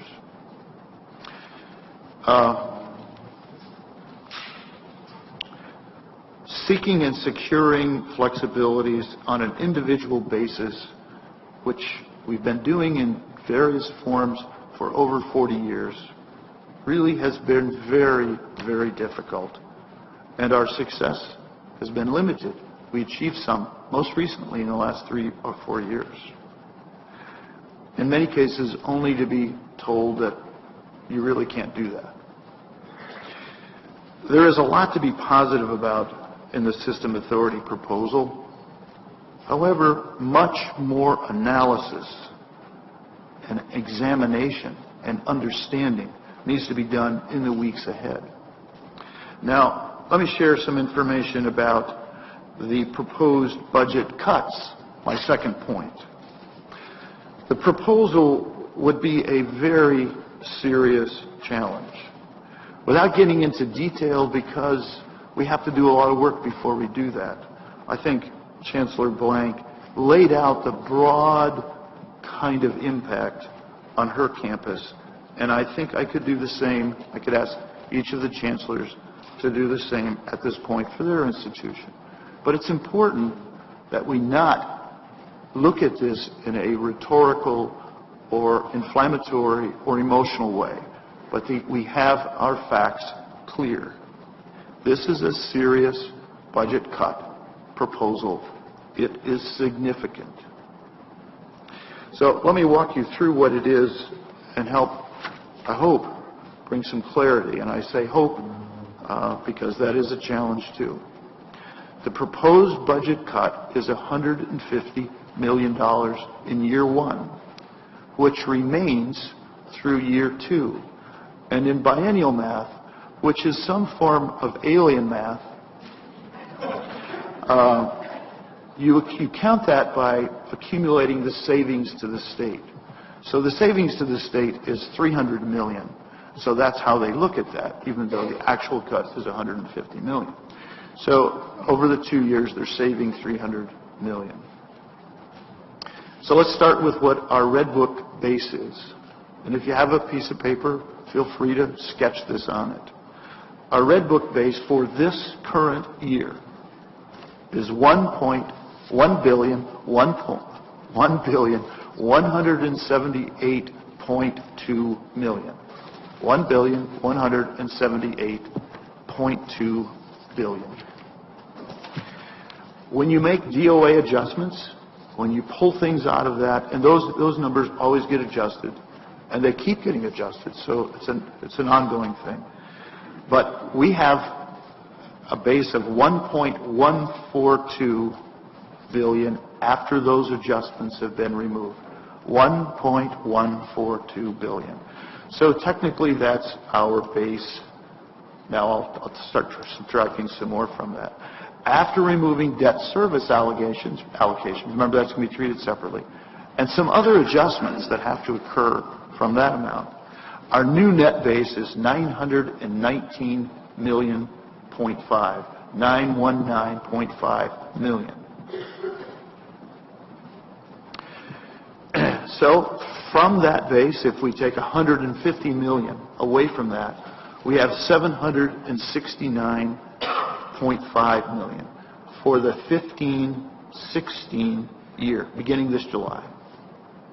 The base went from 919 to 769.5. That is an important number. At this point, that's a statutory GPR operational base, minus debt, etc. That would be our base for next year. The public authority, if it were enacted, would take effect on July 1 of 2016, the second year of the biennium. So, the $16 million for the veterinary clinic, not the veterinary clinic, the veterinary diagnostic lab and the state laboratory of hygiene would have to be removed in the second year because those would be transferred to DATCAP. So from the 769, we'd have to take away $16 million, and then we would have to add one time 21.3 for fringe adjustments in that second year. That brings our base in the second year to $774.8 million for fiscal 2017. Now, if I haven't confused you, I will go through that again. I want to make sure that I did confuse you. But suffice to say that 774, roughly 775, would be the base for the second, would be the GPR funding we would receive for the second year. So, how does this look in a broader picture? If we took this cut, $150 million, and we took the GPR, not debt service, the GPR portion of what all of our institutions receive, it is the equivalent of roughly all of their operational GPR for 7 of the 14 institutions. It is 8.5% of the combined GPR and tuition monies that the system receives. In fact, actual GPR, operational GPR, coming to the university is now less than it was in 1998. However, it's important to note that debt service has gone up. So when you read in the Chronicle that Wisconsin's commitment, the state of Wisconsin is actually increasing the amount of money it gives to the university by 7.2%. That's a result of the increase in debt service that the state is picking up. It's important to note when you add to this that, as I think Regent Pruitt pointed out earlier, we'll be facing another 2-year tuition freeze. That substantially limits our ability to make adjustments. One of the things that's important is the third piece of this. First piece being the public authority, second piece being the cut. The third piece is something that's very intriguing. In fact, some of the concerns and complaints and worries that people have about tuition going up rapidly may be mitigated entirely by this third piece if we understand it and think about it carefully. In fact, I believe this third piece, a dedicated and predictable funding stream,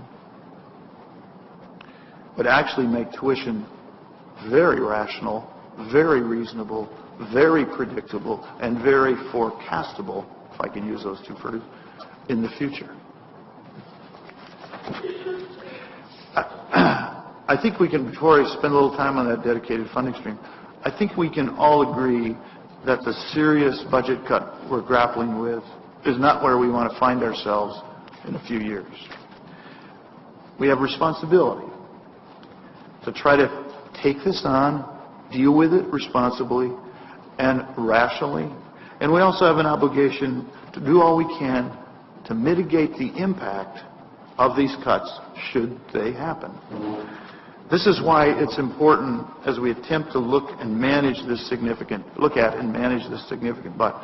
cut to talk about the way forward and try to separate this into those things that are really creative and in some ways bold. And, this is going to be difficult. How do we deal with that? But this is really good. How do we do that? How do we nuance this in a way that makes sense?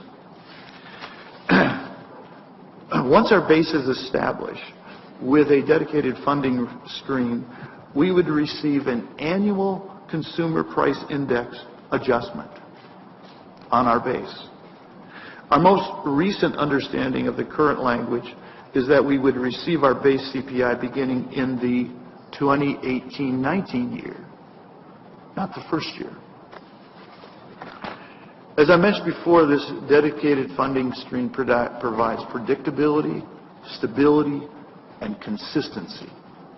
If you look at the volatility of GPR in our history, as GPR goes up, tuition stays flat. As GPR goes down, tuition goes up. There's an inverse proportional relationship. And that volatility has led to huge spikes in tuition, 18, 19, 30% over 2 years. Huge spikes in tuition. And that's partly what we're getting at with a consistent, predictable funding stream in the future. That will stabilize tuition increases in a very reasonable fashion. Well, over the next 4 weeks, the Legislative Fiscal Bureau, maybe 3 weeks, their staff will be putting together their formal review of this budget proposal. That's something the legislators look at carefully. We want to look at that carefully as well. At the same time, we'll be doing our continued review, and there will be, as there always is, errata changes in the governor's proposal. How we deal with that is another question, but developing those errata issues is something we want to be engaged in. But the legislature will start their process in early March, so the next month should be quieter. Should be, I said. As we all pause and try to wait for this analysis to come together. As everyone within the Fiscal Bureau works on this and their analysis, we, inside of our university, will be busy at work trying to find out and start the process as though this is going to happen. How do we make this work? What will the impact be? And at our one-day March board meeting, Regent President Falbo, Vice President Milner, and several others, we want to bring back to the board at that time the impact on each institution as we understand it. So we're dealing with facts to the best of our ability and not rhetoric or hyperbole.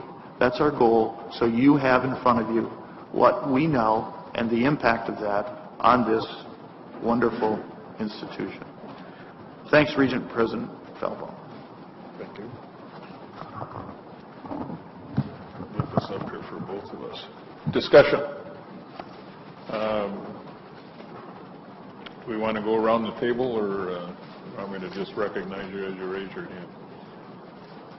Jose. First of all, let me just say to Chancellor Blank. We can't hear you. We can't hear you. Can you hear me now? As I said, first of all, let me say bravo to Chancellor Blank for a very, very thoughtful and provocative also presentation. I do appreciate your extreme degree of honesty and forthright in just bringing that to our attention. The question I have is on tuition freeze. As I heard President Cross say, we now have, as Regents, the authority to set tuition. Yet we are experiencing years where we're told you're going to freeze it. And so the question, and it doesn't have to be answered today, but I would like to have a little more clarity in the future, is even with this predictable funding,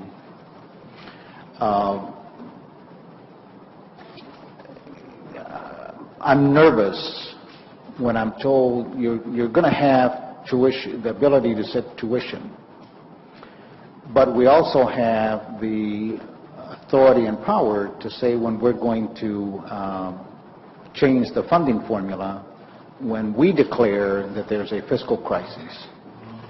And so in a situation like that, is it conceivable that, again, we're going to be told you have all the authority to set all the tuition that you want to, but we're again going to tell you that you're not going to do it.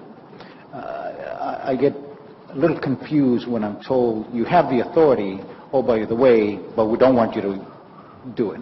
So I'm not quite sure if under the new public authority, we're not going to find ourselves again in a situation where we have the authority, but yet we're not going to be allowed to exercise the authority. Your comments are absolutely correct. We can't predict what might be done in the future. So yes, we could be subject to that as we are right now. And that's the world where we live in. Jerry, did you want to?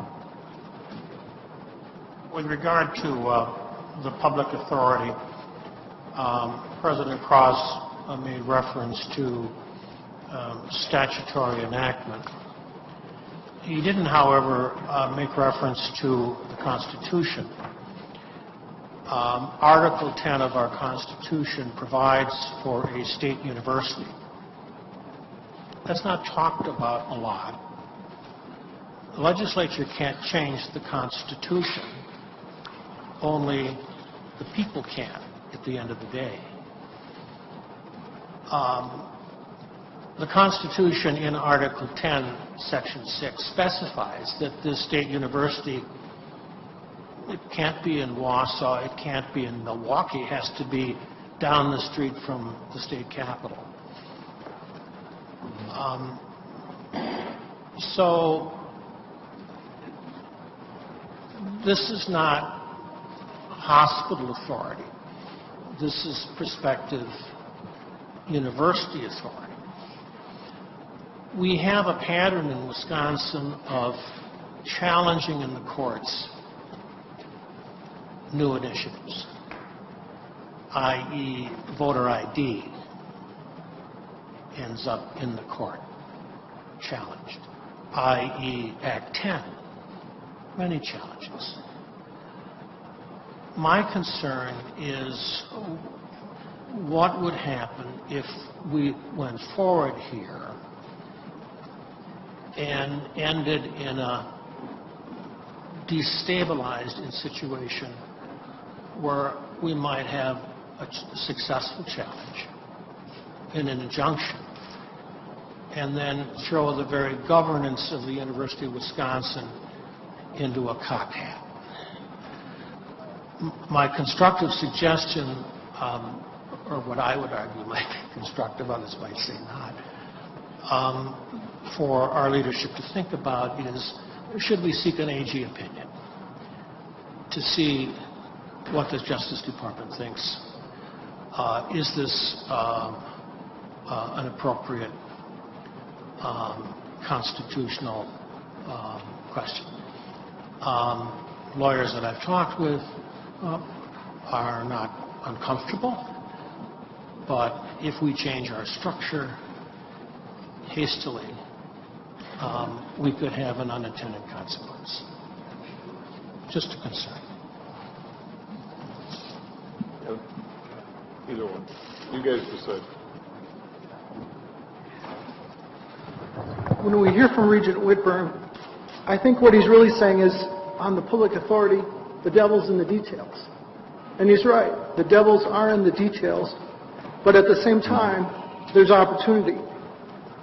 A project that Regent Manydeeds and I worked a number of hours on and we're very committed to, and I always like to talk about examples, is the Confluence Project at UW-Eau Claire. Had we started that project from the very beginning under the umbrella of a public authority, no DOA design, no DOA architectural committee, no DOA procurement, that would result in a substantial savings of millions of dollars, an enormous amount of time, and as Chancellor Schmidt and I would probably both agree on, a few headaches along the way. So I think this is a good example of there is a really good opportunity by pursuing the public authority route, and I put that out there as an example as to places where there would definitely be not only a headache a headache factor saved, but substantial money for the University of Wisconsin system. Thank you.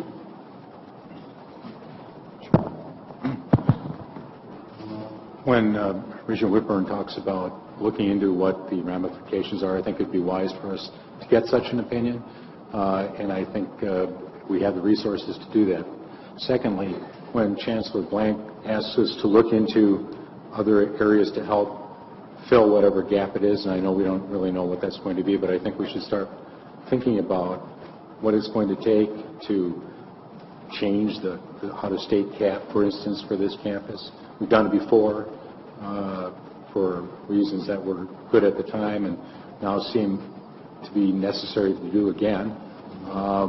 Tuition for professional schools, I don't know why we're not doing that.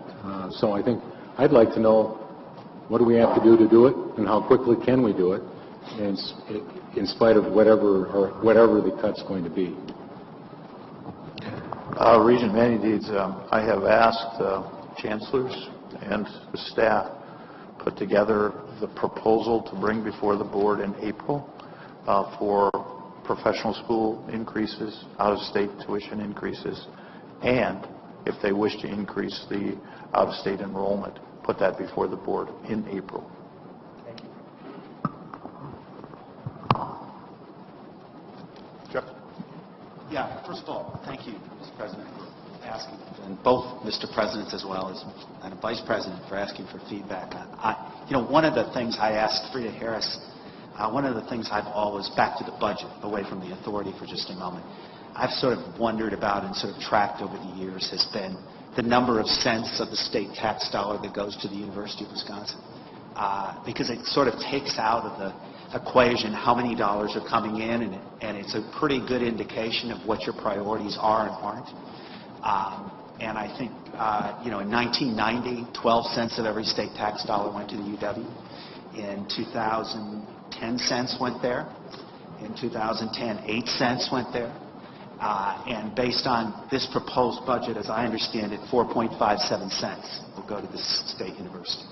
That is not completely out of the realm of other states, we've been losing this battle for state dollars for a while and for quite some time. But I think one of the things that really troubles me is this combination that in the past, one of the reasons we've lost the battle is because we've had another source of revenue to go to, which is tuition. And I think it is disturbing, quite frankly, to me, to see this kind of toxic combination come together in Wisconsin of, on the one hand, we're going to dramatically reduce state funding, and oh, by the way, we're also going to want to stand up and say we're for a tuition freeze, because that will also, be popular in the political circles of the state. And so I guess my only request is that even in this interim period, we try to begin to communicate to our partners in state government that you can do one or you can do the other, but you can't do both. And that, if you choose to cut the university and make that decision as your priorities, you certainly should not, if you are genuinely committed to the quality of this institution, ask us to do both. And I think that's in part of the authority argument going forward. But we face a crisis in the next 2 years that I think that conversation needs to be happening today as well. Thank you, Mr. President. Thank you. May I make a quick follow-up to what Regent Pruitt is just saying? Because I've had this conversation with David. Could you get to the microphone? Seems to be green. I don't know if I'm different green. Okay. One of the things that I find a little bit disturbing in all of the discussion that has been held in the media and everywhere is there's clearly reference to the 150, 300 million. Oh, and by the way, there's a 2-year tuition freeze. And it's almost like now become like a real passing statement. Would it be possible for, in the future discussions that we have, can we talk about what does that mean in dollars when we talk about the tuition freeze? Because my worry is that people may get the misimpression that the tuition freeze is, pennies, it's just nothing. And so could we have some clarification? Because it's got to be more than just 150 million or 300 million using the biennial math. I mean, that tuition freeze is really going to hurt. So rather than us just simply following the public discourse of, oh, it's 300 million, oh, and tuition freeze is there. Well, you know, that's a big bundle of money, one way or the other, that's going to affect the system. So would it be possible to give us some sense of what that means? Yes. David, David Miller, would you like to speak to that? Just to say that, as the presidents have said, we're calculating those costs as we go through the budget to determine what unfunded state costs that normally would be funded by tuition by formula add up to. So that would be part of the future presentation of total impact of the budget on.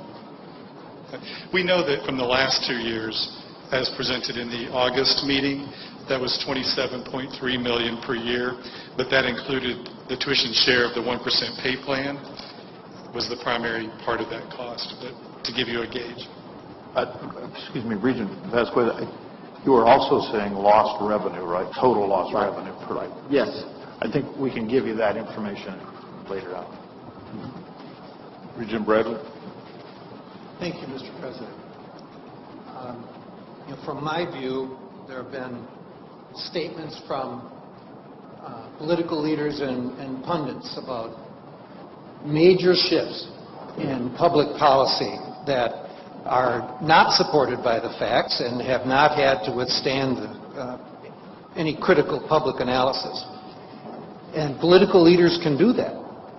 We can't control what people say about the UW system, even if we think that comments are reckless.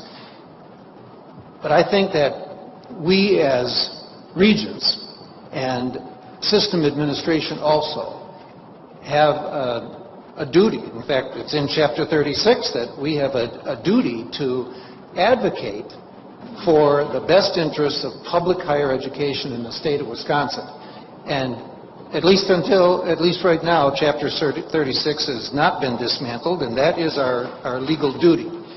And that might mean speaking truth to power. You know, one of the barometers that I use about how the higher education narrative is going in the state of Wisconsin is the Wausau Noon Rotary. Now, these are very thoughtful people. These are dedicated citizens. These are business owners. Many of them are Chancellor Patterson's graduates, and a lot of them are Chancellor Blank's graduates. And as I listen to the comments at this unscientific survey, I hear things like this. Well, you got a trade-off. There's an exchange being proposed. There's a bargain that's being presented to you. In fact, one business owner described the prospect of a $300 million cut to our base budget and getting flexibilities that, as President Cross said, might end up with savings over a long period of time as a quid pro quo. Well, if the quid is $300 million, I think the quo is somewhere down here. My point is, we've got an obligation to participate in the public narrative with facts, with straight talk, not, as President Cross said, not emotionally, but frankly, and not allow misconceptions among our public. And that's our students, that's our families paying tuition, that's the high school students who aspire to have the same quality of higher education that a lot of us in this room have had. Another misconception that I hear, they look at the size of our budget in relation to other parts of state government. And the assumption is that because we're big, we must be inefficient. Well, the size of an operation, I think everybody here would agree, has no relevance to efficiency. Regent Whitburn ran a very large organization. And I think he would be ready to punch you in the nose if you criticized his operation as being inefficient. I think he's got data that shows that, comparatively speaking, it was an efficient operation. We've got comparative data too. There are two organizations that study the efficiency of big, complex higher education operations like we have. In one of those surveys, we came out number 3 in the country. So criticize us if we weren't 1 or 2. But I'll tell you what, whoever came out number 4 wishes they had our spot at number 3. So it just is not true, despite our size, that we are inefficient. And when organizations that are paid to examine and look at our metrics do it, the conclusion is that, comparatively speaking, we are pretty efficient.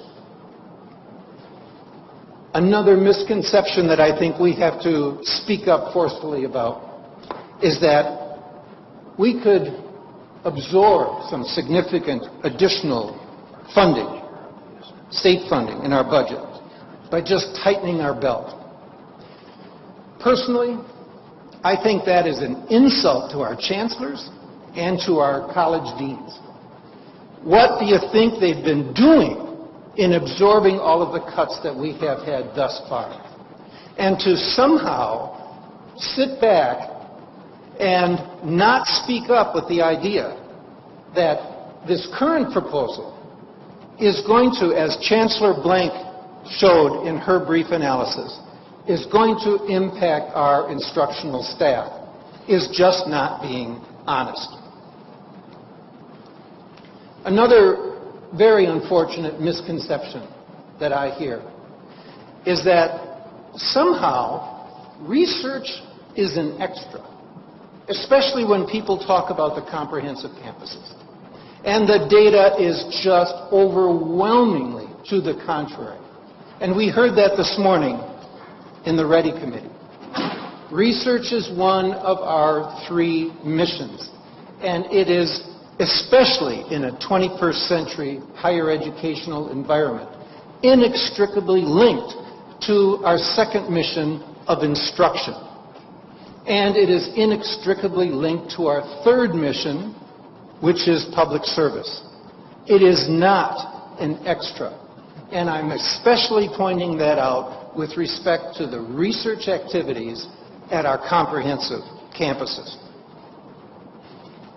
As I said, we can't control what is said about the University of Wisconsin system. But we have a duty to speak up and participate in the narrative with facts, with analysis, which President Cross said is going to be forthcoming. And I hope that in this quiet period that you described, whenever we are faced with statements that are not supported by the facts, that we calmly and professionally respond and just not let them continue in the public narrative. It is a disservice to our employees and to our institutions, and it is a disservice to the idea of public higher education. Thank you.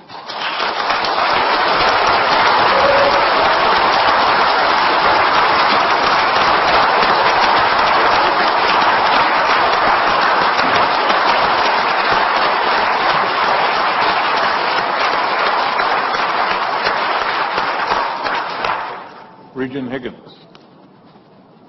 Thank you, Regent Falbo. I want to thank Regent Bradley for that eloquent statement, because I think he is right on. And Regent Falbo, you're characterizing this as a quiet period while we do some analysis and increase our ability to offer a response that includes hard data is going to be very important. I think it's important also to remember that this is not an adversarial situation.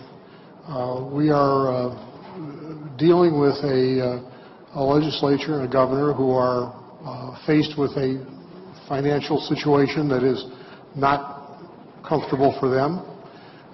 We remember that we just had an election in which we added more new legislators to the Senate and Assembly that have been added in many years, and they campaigned on certain promises to their constituents.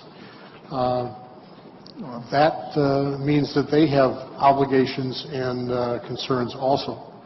And so I think that Regent Bradley's approach is exactly the one we should take, understanding that we will be working in a collaborative process to determine what works best for the citizens of the state of Wisconsin in our role as an advocate for the university and the legislature in their role as representatives of the people who voted them into office.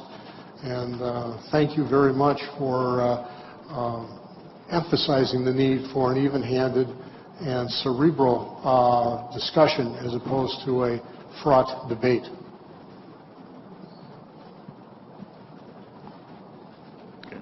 I'd like to recognize that Representative David Murphy, who's chair of the Higher Education Committee, is here with some of the staff. Representative, I don't know where you were. No. Well, Mark, you drove one person out. Regent Farrell.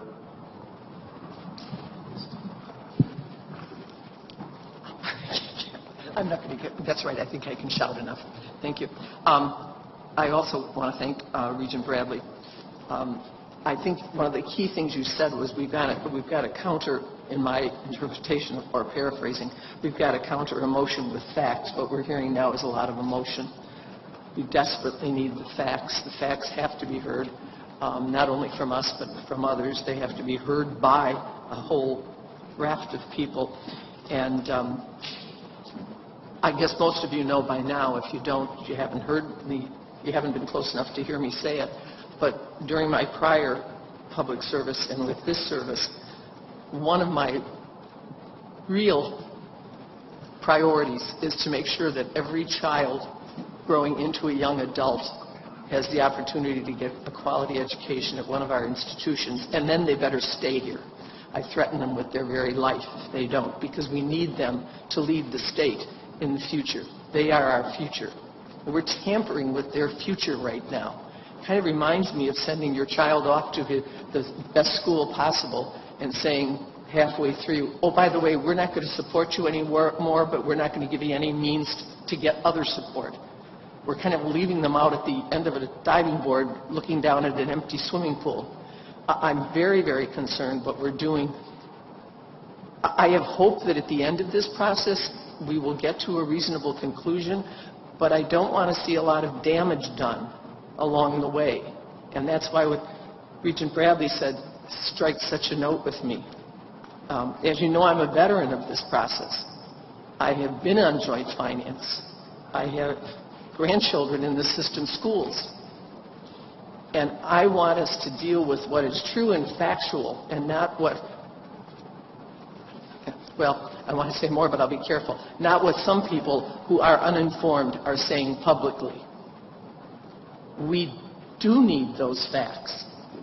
And we do need the parents and the grandparents, the voters who did put this new majority stronger than ever in, to hear what our concerns are with this portion of the problematic state budget. Granted, it's a problem. We're dealing with a problem. It's a bigger problem for them. But we also have a very young Joint Finance Committee of 16 members.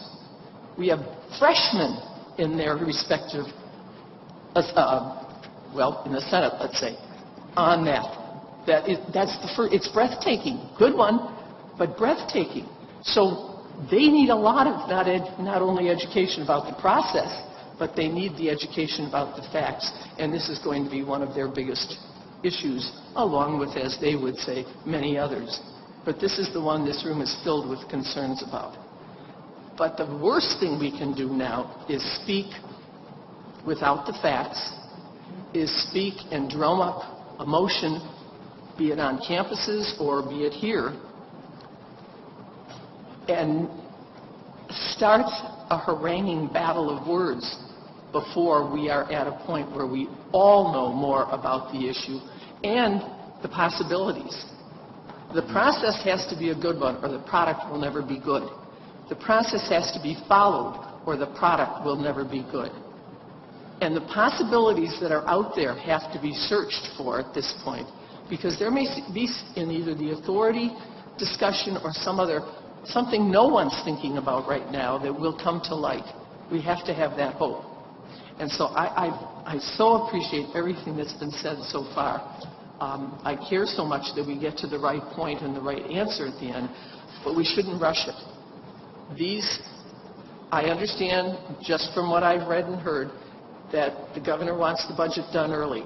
I was part of a budget that got done in October. Please, God, don't let it go till then. But the point is, it's generally over sometime in June. And the real motions begin to be heard in late April, more likely May, by joint finance. That's what we have to focus on, collectively, with facts, and hopefully come to a better conclusion than where a lot of us feel we're going right now with this. Thank you. Thank you. In your analysis, please include the implications for access. What are the implications when it comes to tuition? We're already challenged, we know, with the underrepresented, low income being able to enter our universities. So somewhat to your point, Regent Farrow, as well. Just what might that mean beyond 2017? What will the parameters be in controlling and managing tuition? Thank you. I'd like to, okay. I think Representative Murphy came back in the room. Thank you for being here, and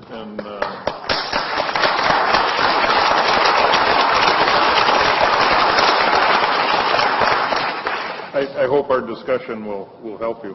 I'd like to throw out a question to the Regents, because we're looking, obviously this discussion is very important, and we're looking for guidance.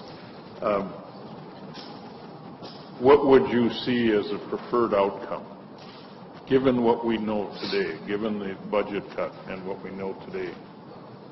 What would you see as a preferred outcome? Thank you, President Falbo. I think we've heard some very good dialogue this afternoon, and I don't want to continue with that. I want to think about what is the preferred outcome. I think the next 6 months are the most important of the University of Wisconsin system's history, at least in modern history, and it's incumbent on us, as Regent Bradley discussed, to do our level best to lead with fact and not emotion. We're not going to have a full assessment of what this means to our colleges till late February. My expectation is what we saw from Chancellor Blank is emblematic and probably more impactful at our additional campuses, but we need to know that. You know, we've been, many of us, some with tremendous experience, have been on the other side of this conversation where we have a very difficult economic climate in the state, and so we've been given flexibility as an option, somewhat of a, for simple terms, a consolation prize. I don't think we should think of it as that, because I do believe that we and the chancellors and provosts that sit behind me do see some real value in flexibility. A $150 million cut is remarkably impactful. What I want to challenge our folks and those that sit behind me and work on behalf of our students every day is to maintain that professional solidarity through this process so that we can be as strong as the entire system instead of our independent campuses. I think when you go across the state and see the kind of economic impact, the kind of workforce development, the kind of Wisconsin idea that our colleges and our comprehensives emulate, that's a very, very powerful advocacy tool that we need to utilize. I also want to recognize, and I think we all appreciate, that in April they will revisit what the current fiscal climate looks like. It's incumbent on all of us to ensure that we're doing our level best to be working with our legislative counterparts to be at the top of the food chain.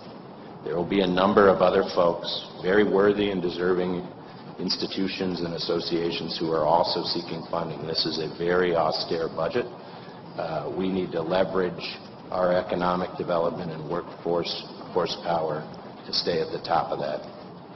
I have some real excitement for flexibilities that could come, but I also have some concerns, particularly as it relates to bonding. We have all seen the inefficiencies of the building commission. They're the first to readily admit that they're inefficient. I'm concerned that our system campuses would lose some of the full faith and credit, if you will, of state financing by going to an authority. I think that's a question that we need to have answered. Predictable funding. Sounds great. We need more details. If that's tied to a sales tax, I think that gets us predictable unpredictability. That's been talked about at the technical college system. It's been something that we've tried to avoid. It's volatile, and that's something that we're trying to avoid. Tuition flexibility was very, very well articulated today. We are behind, certainly as it relates to out-of-state tuition, and that can provide us a bit of a crutch. Again, I think we have to think about, lastly, our faculty and our staff.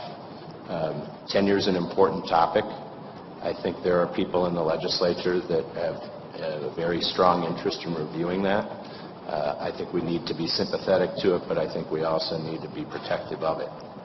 Likewise with shared governance, I think that brings you back to the whole concept of solidarity. This is a system that is strongest when we work collectively.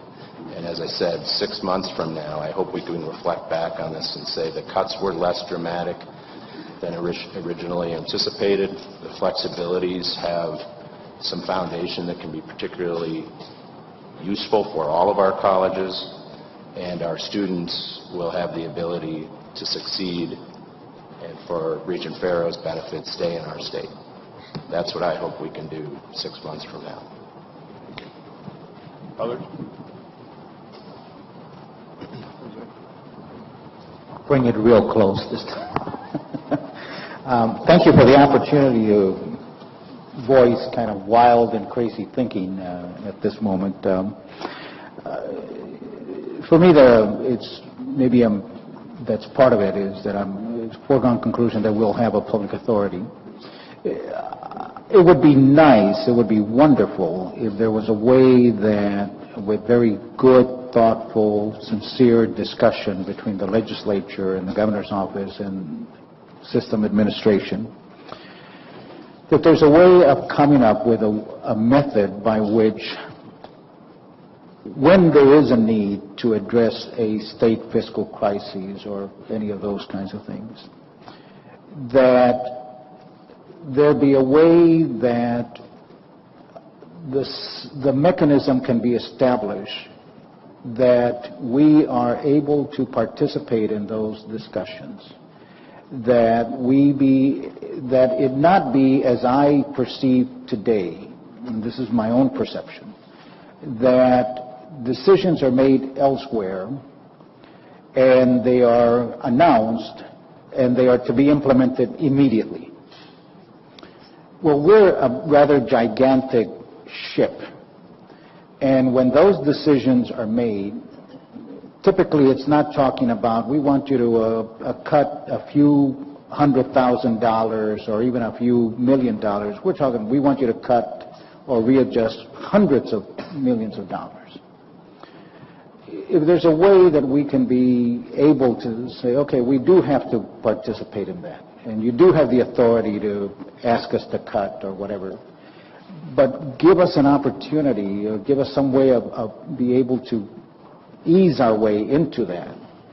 As we've heard very clearly from Chancellor Blank, when you're talking about a magnitude of cuts that we have to absorb, and we're told, oh, by the way, it's got to be done within the next 3-4 months, it just causes all sorts of havoc. And that's my wild and crazy thinking, that yes, the legislature does have the right to say, we're going to cut you whatever.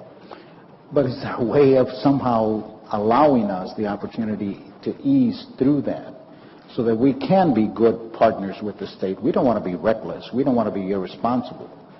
But we do have, as Regent Bradley says, our primary responsibility is to protect the UW system. And hopefully through very thoughtful dialogue, there could be a way of accommodating that. Regent Benedict. Thank you. While we're talking about what we'd like to see happen, What I'd like to see happen is that for us to truly get into the shared governance aspect of this system and to ask the chancellors on each campus to ask their students and the parents of those students what they think about raising tuition. I don't know if anyone's really ever asked them about that. It's easy to say, well, let's not raise it. It's a topic that can be discussed by people who may or may not have students or may not be students in the system. And every time that I visited a campus and talked to the students about tuition, they all told me that they'd be happy to pay more so that their professors could get paid more, so that their degree would mean what it always has been meant to other people. And so I'd really like to know, in the interest of shared governance, what the students on the campuses think about raising tuition slightly to help us, and what their parents think about that. And I don't know, I mean, we have social media now, and maybe they'll tell us overwhelmingly, no, we don't want to do that, but I'd like to know what the answer to that question is, so that we'd have that information available to assist us. I think Annika's ready to answer that for you. Thank you for that. It's a good question. A lot of students that I've spoken to are obviously champions of the two-year tuition freeze. There's no wonder why Governor Walker won the district that UW-La Crosse, my school, is in. And I believe that has to be due to the two-year tuition freeze. For one, I'm a real strong supporter of college affordability. I do understand that with all things low, prices have to increase. I'm just worried about how much that's going to be. And with this, I also have a question. If shared governance and tenure would be adopted into board policy, would they be adopted as is, or would changes be made to those in the future?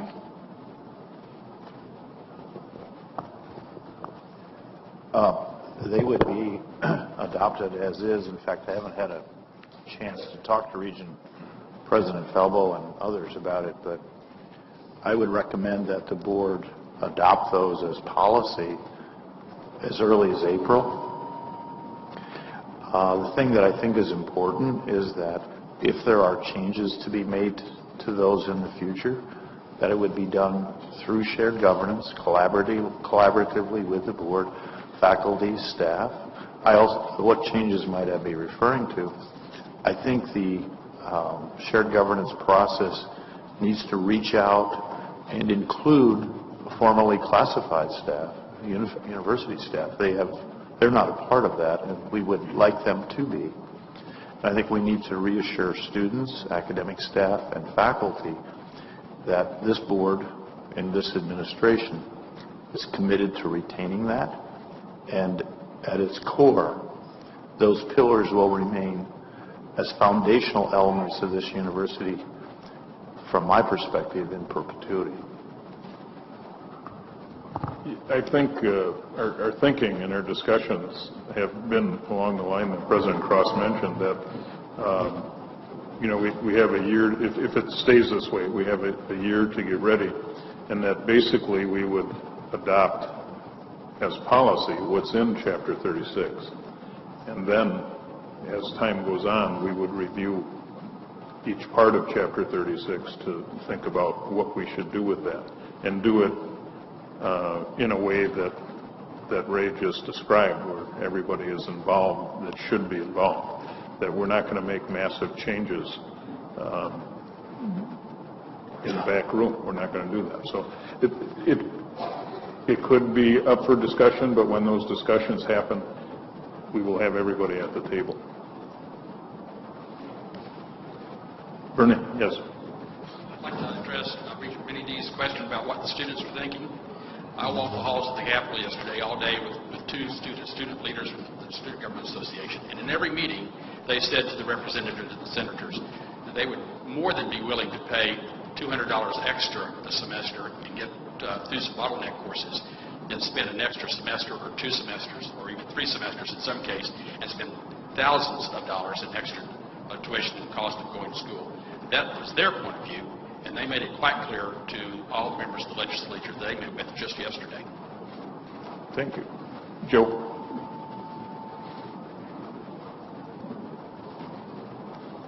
Clearly, we need to balance all these factors. And I think fundamentally, if there is sufficient state support, the public authority is a good idea and will flourish. And again, you heard about tuition.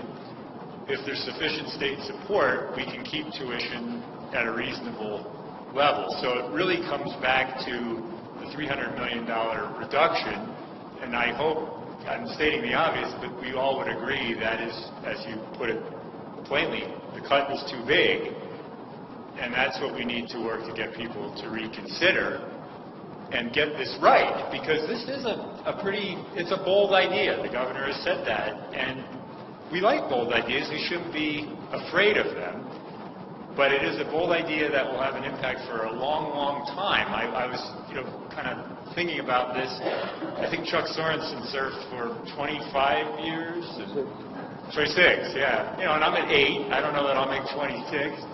But even then, we'll be gone. But this great university system will still be here. And I think everybody in the state wants it to be an outstanding system. So if we're going to go to a new model, we need to have the fundamentals in place. And the state support, as Regent Farrow said, yeah, we don't want to kind of cut this off and, well, now you're out on your own. That really needs to be there. And I don't think it's emotional or unreasonable to make that point very plainly, that we can't do this with a cut of this magnitude. And I know that's easy for me to say because, I'm not a legislator and I don't have to solve the challenge, but I hope that our legislators will realize how important this is in the big picture and get it right. Thank you. Any other comments? Yes, Tony. And Regent Peterson, come April, or Rosie, funds are more available than what we think now. We'll be one of the people. I will be one of the people there too, making requests. So my perfect world would be, as Regent Bradley said, quid pro quo is here, and if we can prove it's here, then we will have accomplished what we wanted to. Now, just in conclusion, I want to just go back to something that Regent Bradley said, and I think it's important to me. I know quiet, thoughtful, professional demeanor work is essential in this process, but I don't believe we're in a necessarily rational, quiet world, and I think we have to be ready to speak truth, and even if it seems not quiet, I think that's absolutely important, because we're in a situation now where things we don't control, but quiet, rational discussion. And I'm not saying that anybody said this, but I don't believe being quiet and thoughtful and rational and professional when a strong response is needed, that we hold back. Thank you. Yes, Nick.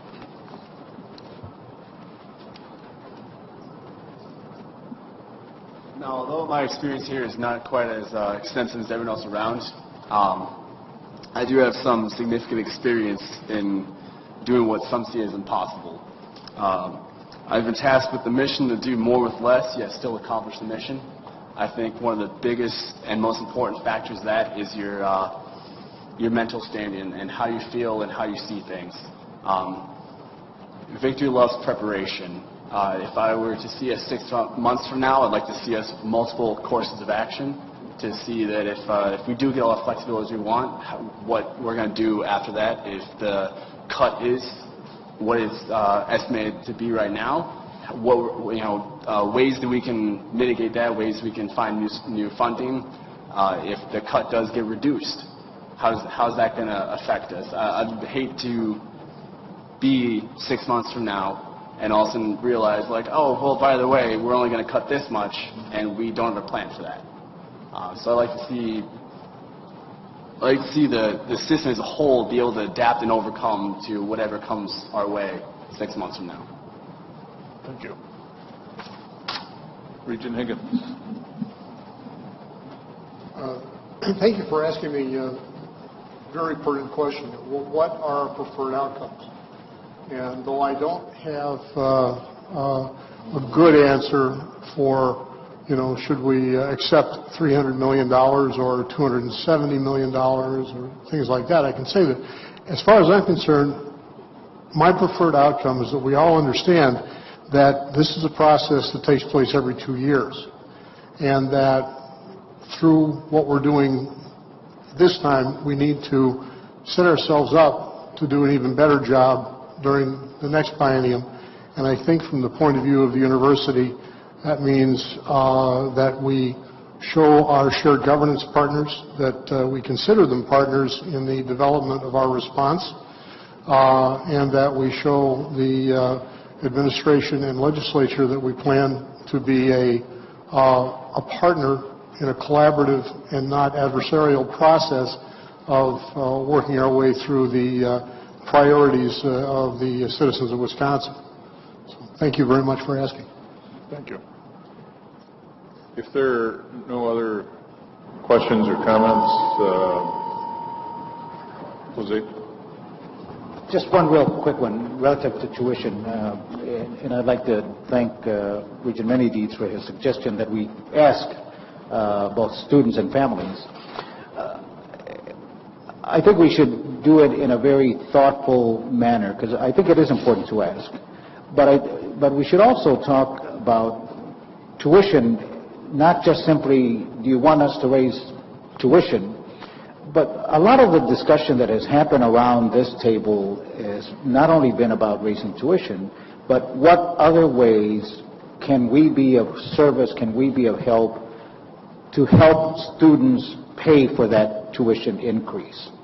And I think that has got to be part of the discussion. Are there other ways of getting financial aid? Are there other ways of them being helped? That the question not just simply be asked, what do you think about tuition increase? But rather, how can they also help us in identifying or lobbying or asking for other ways of, in turn, receiving assistance to pay for that tuition increase? So I do agree that we should go to parents and students, but let's make it an informed question rather than just simply, do you want the university to increase tuition, yes or no? Okay. Regent Whitburn. That said, Regent Vasquez, this is a very, very large proposed reduction. And I think that all of us need to go into our conversations with regard to it with eyes wide open. Twice you've mentioned tuition. System-wide, undergraduate, 1% increase, $7.5 million. Not going to backfill these reductions with that dynamic. Okay. I will now call on Regent Milner to make a motion to go into closed session. I move that the Board of Regents move into closed session to consider UW-Milwaukee's honorary degree nominations and to confer with legal counsel regarding pending or potential litigation as permitted by Section 19.85, Step 1, Sub G.